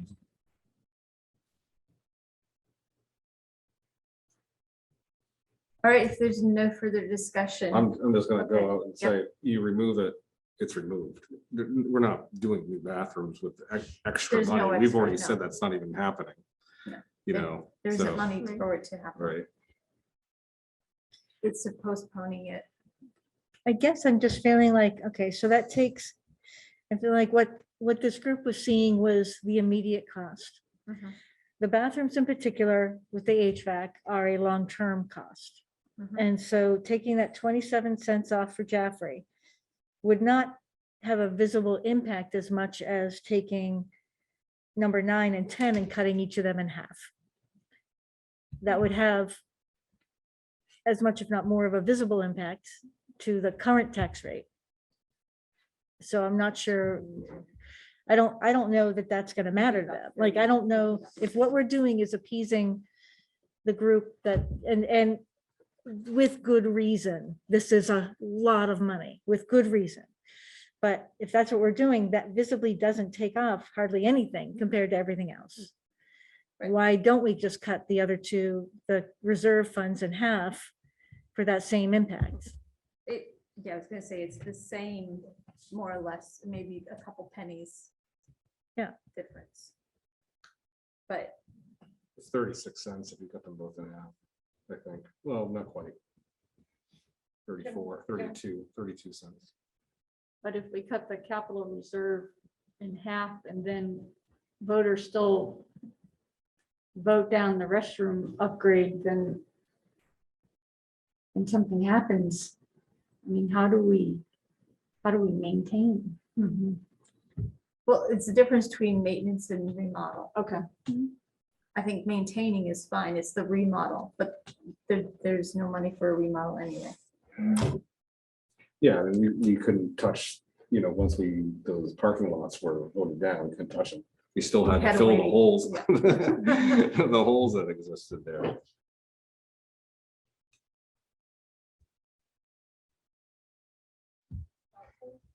And I just want to say, my conversation is not to sway anyone in any certain way. Whatever the board decides is fine. I don't, again, disagree with John priority wise. If I were a voter, I would vote down the $500,000.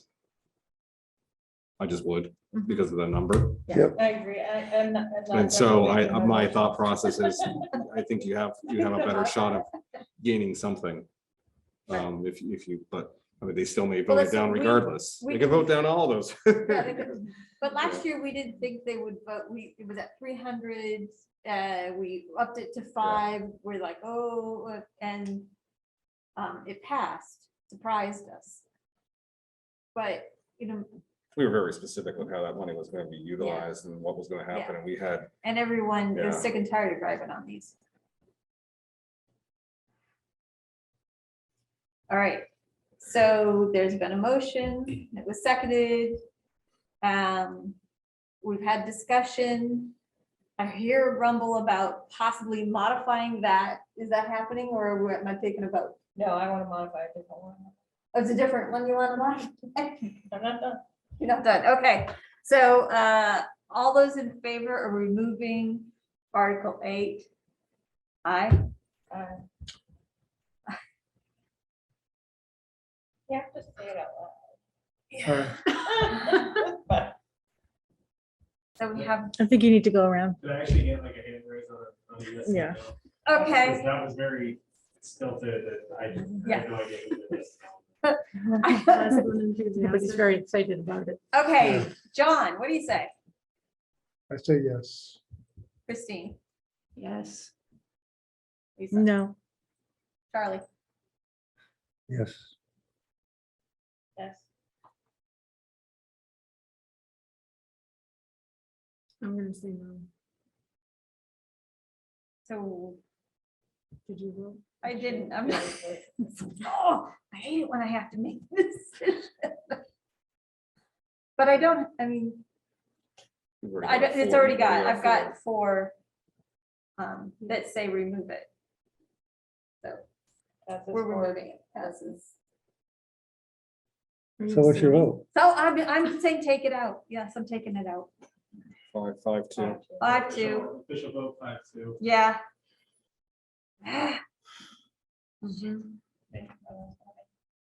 Okay, so I heard there was another warrant article. You want to talk about? Well, I'd like us to entertain. Special ed. Yeah, I think, I'd like to do, I suggested in either cut it in half or bring it down to 75.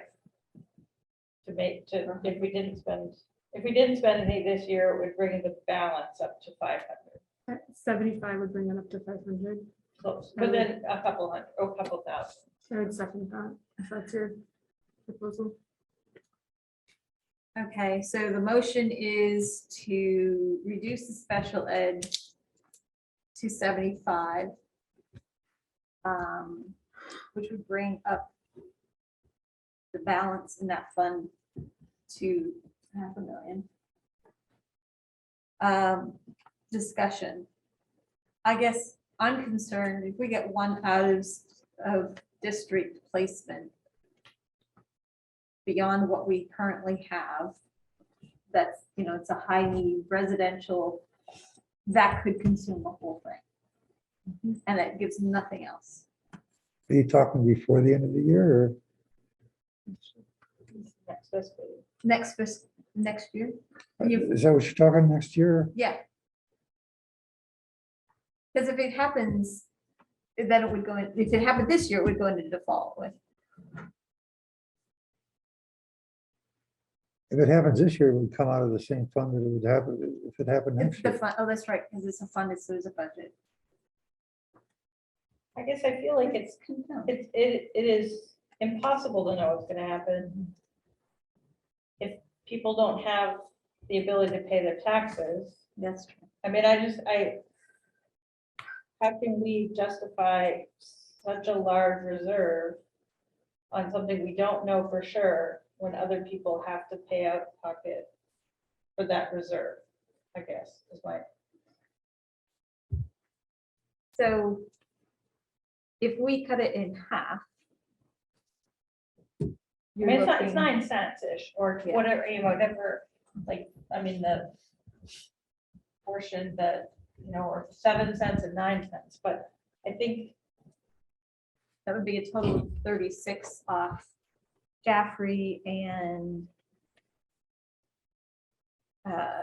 27 off Range. I mean, it doesn't sound like much now, but once you, No, I'm looking at it, that gives us, that would get us at like 450 in Jaffrey and 201 in Range.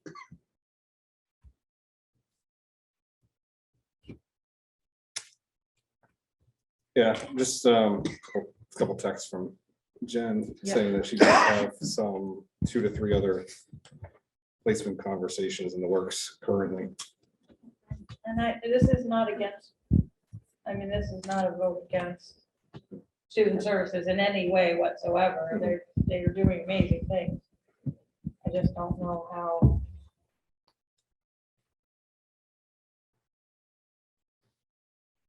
Two or three placements, residential placements. They're not residential. They're not residential, but there are placements, okay. So can I ask what happens if we don't have the money? If people move in and we don't have the money, what do we do? Thank you. Good question.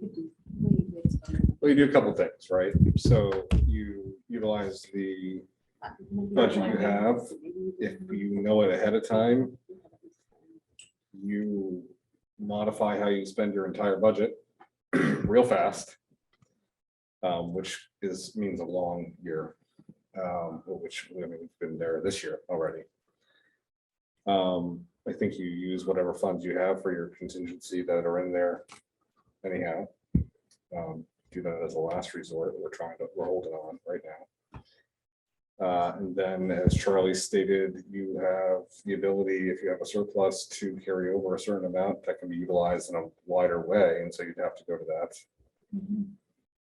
that approach, you have a hearing. So there might be some other funds. Something happened today.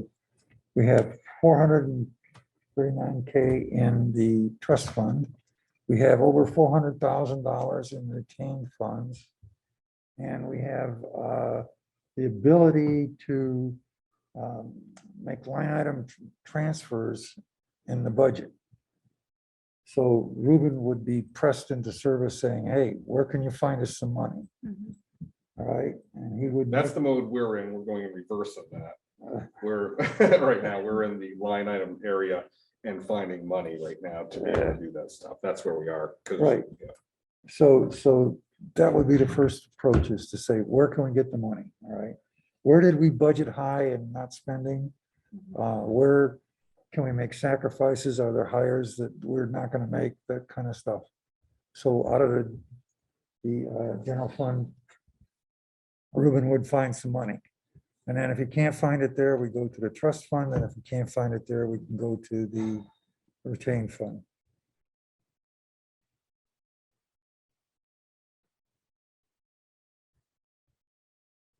Is that correct? So Ruben, is there a mechanism by which one can go to the state or the federal government where they also share the obligation and say, we have an untenable situation, can you help us? The state has nothing and the federal government isn't going to, they don't pay their fair share as they are supposed to anyway. On special education, so they don't fund it. That's what all the legislation. Exactly, but there are other avenues. Obviously, you get to a spot where you are going to run a deficit. You can go back to the taxpayers and say you need more money. So that's the last resort. You don't want to be there. That's a bad place to be. I won't be here long if that's the case. But I don't think that we would need to get to that point. There is a law that was just passed. Charlie, you might know it a little bit better than I do. It allows for districts to kind of pool together for these types of situations. Yeah. I don't know any districts who have started to do that. So you got to have willing partners. Right. But we can start to call and explore maybe with nearby. Ruben, the question is just a theoretical question. Yeah. I mean, it's not out of the realm of possibility that 3 families by coincidence could move into a town, each of them having several children with major needs. And, Well, we've had that this year. So I wouldn't say that they have all had multiple children with needs, but we've had definitely 3 to 4 families move in, and we shouldn't be like saying that's bad. No. We want to help these individuals and to be a caring community and to provide them what we possibly can. It's been tougher this year because of staffing. We'll probably have some compensatory services we're gonna have to provide during their summertime as a result of some difficulties we're having. So I'm feeling like if we were to reduce this article, that reducing it to 75 feels like it doesn't leave us enough cushion, enough contingency. It can still get voted down though. So then we gain nothing. That's true. I mean, I don't even know. At what point does the state reevaluate their part? We're going in an opposite direction. I understand it completely. Yeah. And as a parent, a school board member, a taxpayer, it's frustrating. Throw that out there for the record. I think we could make a stronger case for special ed than we can capital reserve.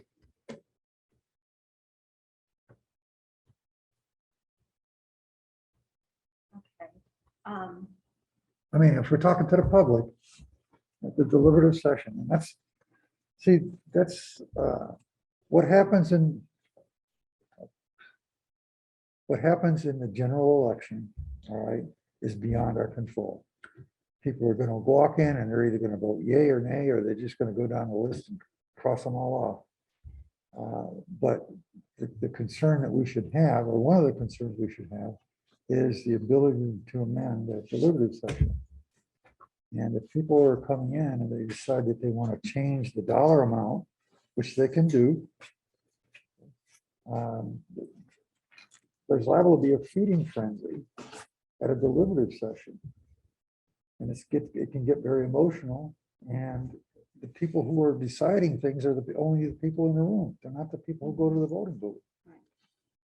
So it's something that we have to realize, that if somebody gets up there and at the operating budget and says, I want to reduce the operating budget by $3 million, and they get a second, and then they end up voting to say, reduce it $3 million, then you have to go on the offensive after the deliberative session, before the voting, to get people to vote no on the article. no on the budget and hope that the default Correct, carries, yeah. correct. So, I mean, that's a risk a real risk that you run. Which is what the people from the officials from Jaffrey were talking about, was amending these. That's what happened at Monadnock last year, and it's been a horrible thing to try to live with, cutting so much money. And Winchester paid the price a couple years ago Mhm. in a huge way. Yeah, it's just, I think there were 6 They'll- people at the they'll- deliberative. They just, Well, people vote with their pocketbook, so. All right, so we have a motion and a second. And it sounds like the conversation is kind of drifted from that specifically to more general. So I'm thinking maybe we're gonna vote. can you repeat the motion, please? It's hard for me. The yeah. motion is to reduce the special ed trust fund from what's currently at 250 to 75. 200. 200 to 70. Oh, 200, pardon me, 200, I was thinking it was 250. 200 to 75. It was 25. That's where the 5 came from. Okay, so I'm gonna do just a roll call. John, Aye. okay, Chrissy, Aye. okay, thank you. Lisa, Yes, hey, Charlie, Yes, Yes. Yes. I was going with no. I am going with no. So it's a 6-1-0.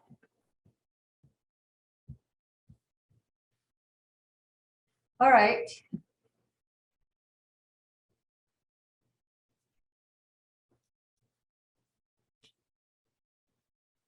Is there anything else we need to do? So just to clarify, you've removed Article 8, And amended reduced Article 10 to be 75. Yep. are we gonna do anything with capital reserve? That was We my have a next motion. question. I'm not.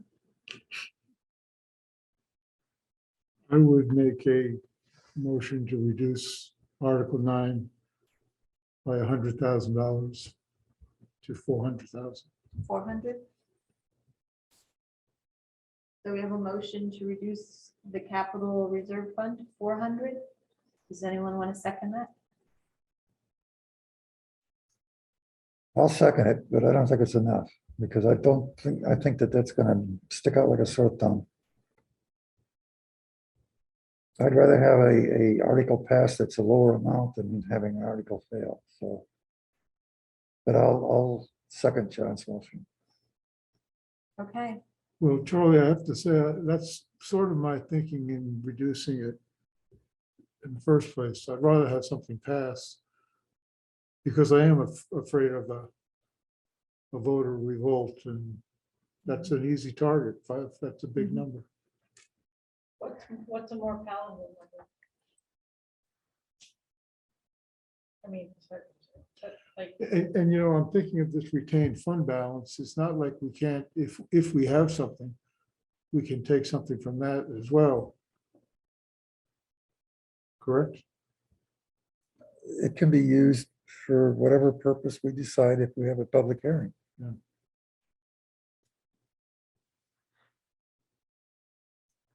what if we reduced it to 300,000? Then we had a retained balance of 100,000, and that gave us 400,000. And that, it wouldn't make everything right, but it would get us going again.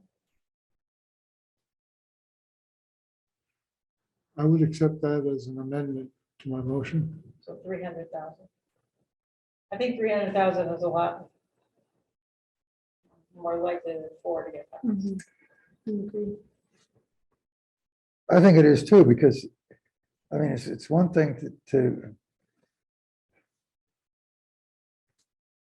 as a practical matter, all right, on one hand, when I'm looking at an autistic child that needs service, And we need to be able to afford that versus rusted doors. Okay. I know where my heart lies. And so, All right, so you suggested amendment, you said you accept that, as I think you need to restate that. So then I would amend my motion to say that Article 9 9. should be reduced from 500,000 to 300,000. Okay, and Charlie? I would second that, but again, I feel for John because I know I do where he's too. at. I know. This is no way a reflection of your.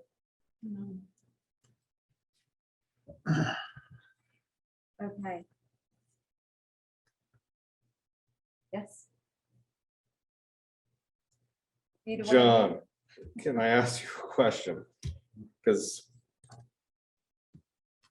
when you spoke earlier, you talked about, well, 8, if you're going to prioritize, your capital reserve trust fund is in this case is more valuable than the restroom upgrade, lease and so forth. That was when you had $500,000. Right. Yes, this were to be decreased. It looks like I'm just throwing this out. All right. So we've already reduced the special ed down. That looks like it's going to be about like what, 9 cents or 8 cents for Jaffrey, and less than that, 6 cents for Range. So that means we've taken off like 11 cents off this 486 in this new number. If we reduce to 27 because Article 8's gone. So that's at 38 cents. If we knock off $200,000 off the capital reserve trust, that's going to bring it down to like 26 cents, right? Around there, you're going to knock 20 cents off, like 19%, 19 cents off, maybe. So that would be 28 cents left over, 28 cents left over.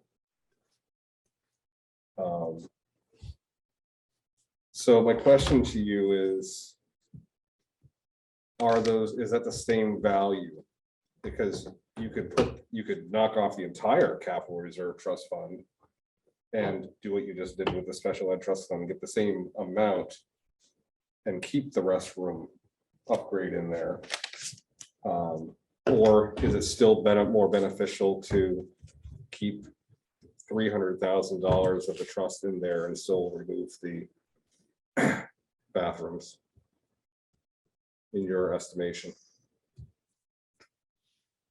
Oh, my gut. I always listen to my gut. It's always getting me along this far.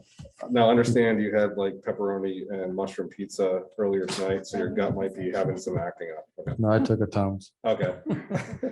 Per se. Sound judgment. My feeling just with the community that I've seen and heard, I just think they would have turned down the restrooms anyway. I just feel they would have. It's a $3.5 million nut. I just think they would have just tossed that out the door. Sure. So I was trying to save what I could save, where I had a lot of flexibility to do doors, windows, flooring, some bathrooms, whatever, over time. Knocking it down to $300,000 obviously means I may have a third or less that I can do with all those things, because we do have problems with doors, windows, and flooring. And that is around $1.5 million, including the flooring. So bring on $300,000, I'll just have to chip away at it. I mean, it'll put a dent.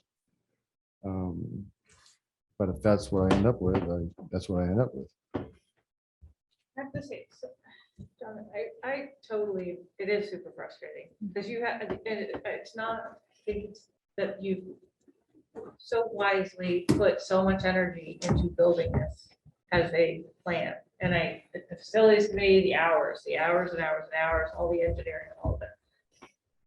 So I'm super torn. I've done the math. Somebody at home is doing the math.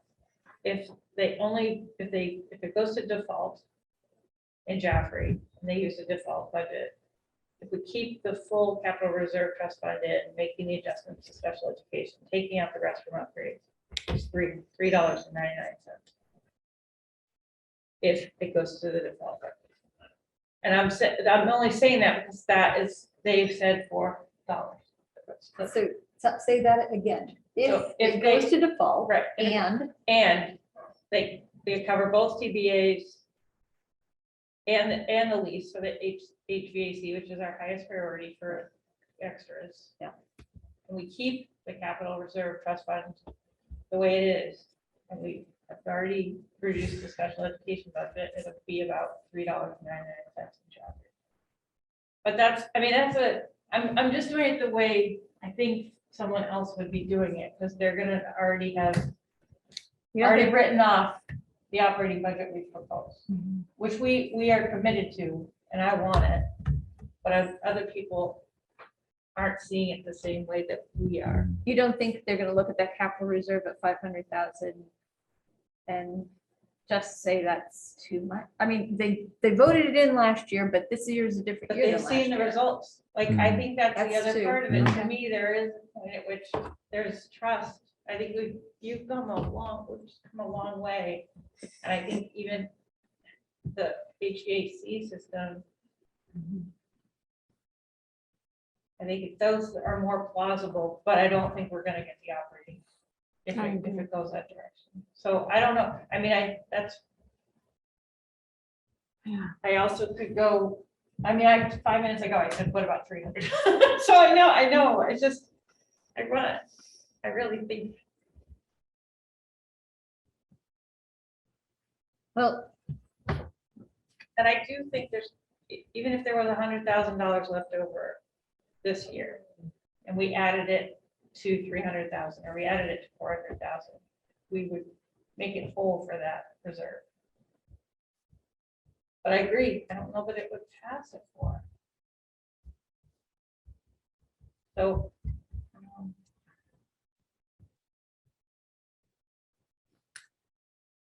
Yeah.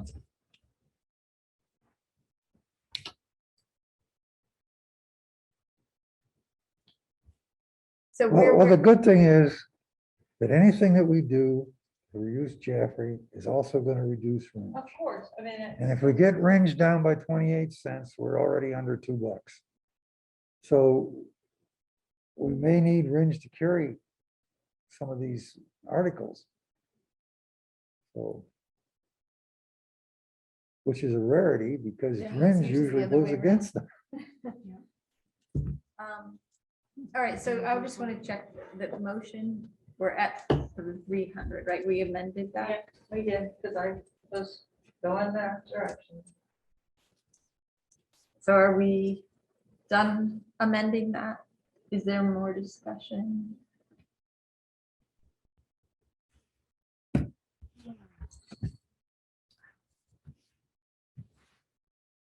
Thanks.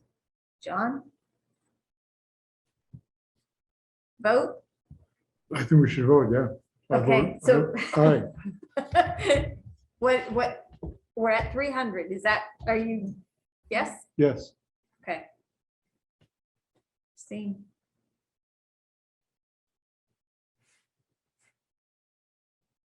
Yes, Lisa? I'm gonna say no. Yes. Yes, Yes, I'll go with yes. I don't want to lose it all. I know. Okay, so that's the 610.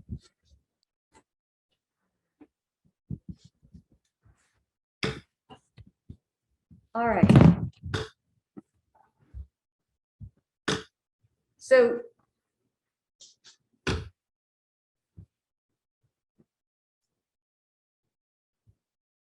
am I ready to close this public hearing?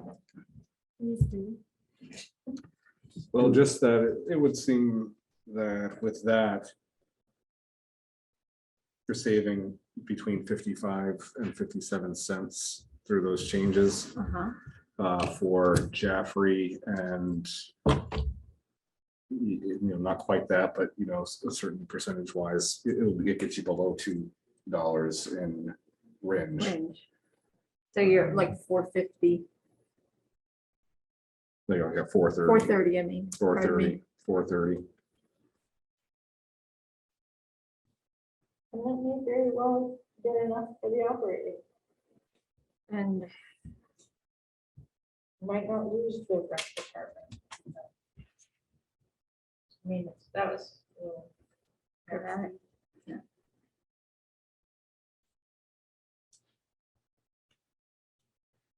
okay, so Well, again, I feel bad.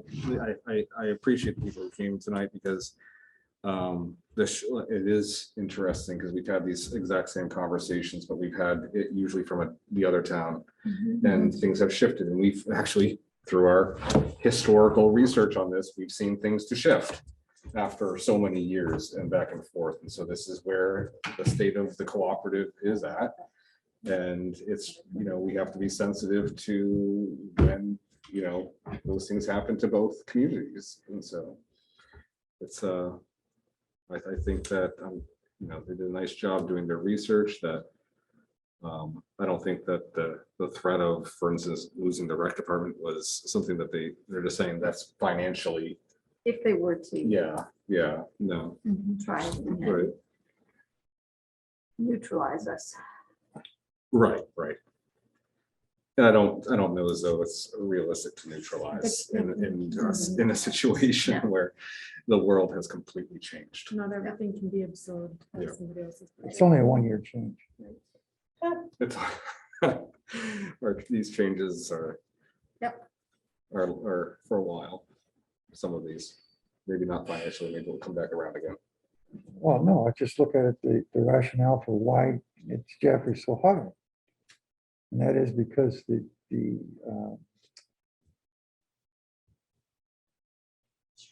average daily attendance is based on the 2021 Mhm. attendance, Yeah. which is when Ringe pulled people out.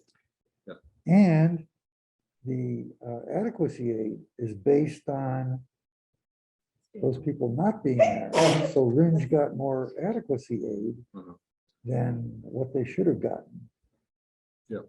Okay, so, or what we budgeted for, let me put it that way, Sure. so what we budgeted for. So that was a double whammy, which resulted in increased adequacy aid for Ringe and a decreased attendance, ADM. And a combination of those two is only 1 year long.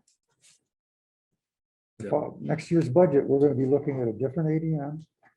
And we're going to be looking at adequacy aid, which was reduced by the Senate bill to what, $50,000, something like that. $50,000. Which is a hell of a big difference than $600,000, which is what Ringe got. So that's why I was saying it was 1 year. Yeah. There are some things that are gonna last. But the formula you talked about is a 1 year. Yeah. Anomaly. All right, so back to my question. I'm ready to close public hearing. And then we're gonna go to board meeting. And we have this consent agenda and we have to do our final votes on everything, right? Okay. Then I'm gonna call this public hearing to a close. And call the board meeting into session. All right. Thank you, John. Thank you, John. Thank you, John. See you at deliberative. Do it all again. Good night, John. Thank you. All right, so consent agenda. I make a motion to approve the consent agenda. Thank you, Charlie. And you second? Yep. Yep, with Alicia. She needs to hear now. And Christine, raise your hand, pick either one. All right, all those in favor? Aye. Oppose, abstain, passes 700. All right, so I have to do this for each article, correct? Yep. All right, so Article 1. We don't vote on that one. No. So Article 2. Right, that one, we do a statement. I All right. vote yes on Article 2. Okay, so do we have to do the whole motion? We just take a vote? I think we just vote. We vote. Just take a vote on take each a one of vote. them. Oh, okay. How We already many read of them you all. approve or not Article approve, two. but It just shows the Are in vote. favor? are in support. favor of support for Article 2, and then all in favor, all opposed. All right. So, Do you have a question? No, I was raising my hand to say yes. I thought Okay. an individual would be helpful. Article 2 is the operating budget. Raise your hand, yes. Now, if you would like to recommend that. Okay, so that's 700. Mhm. Article 3.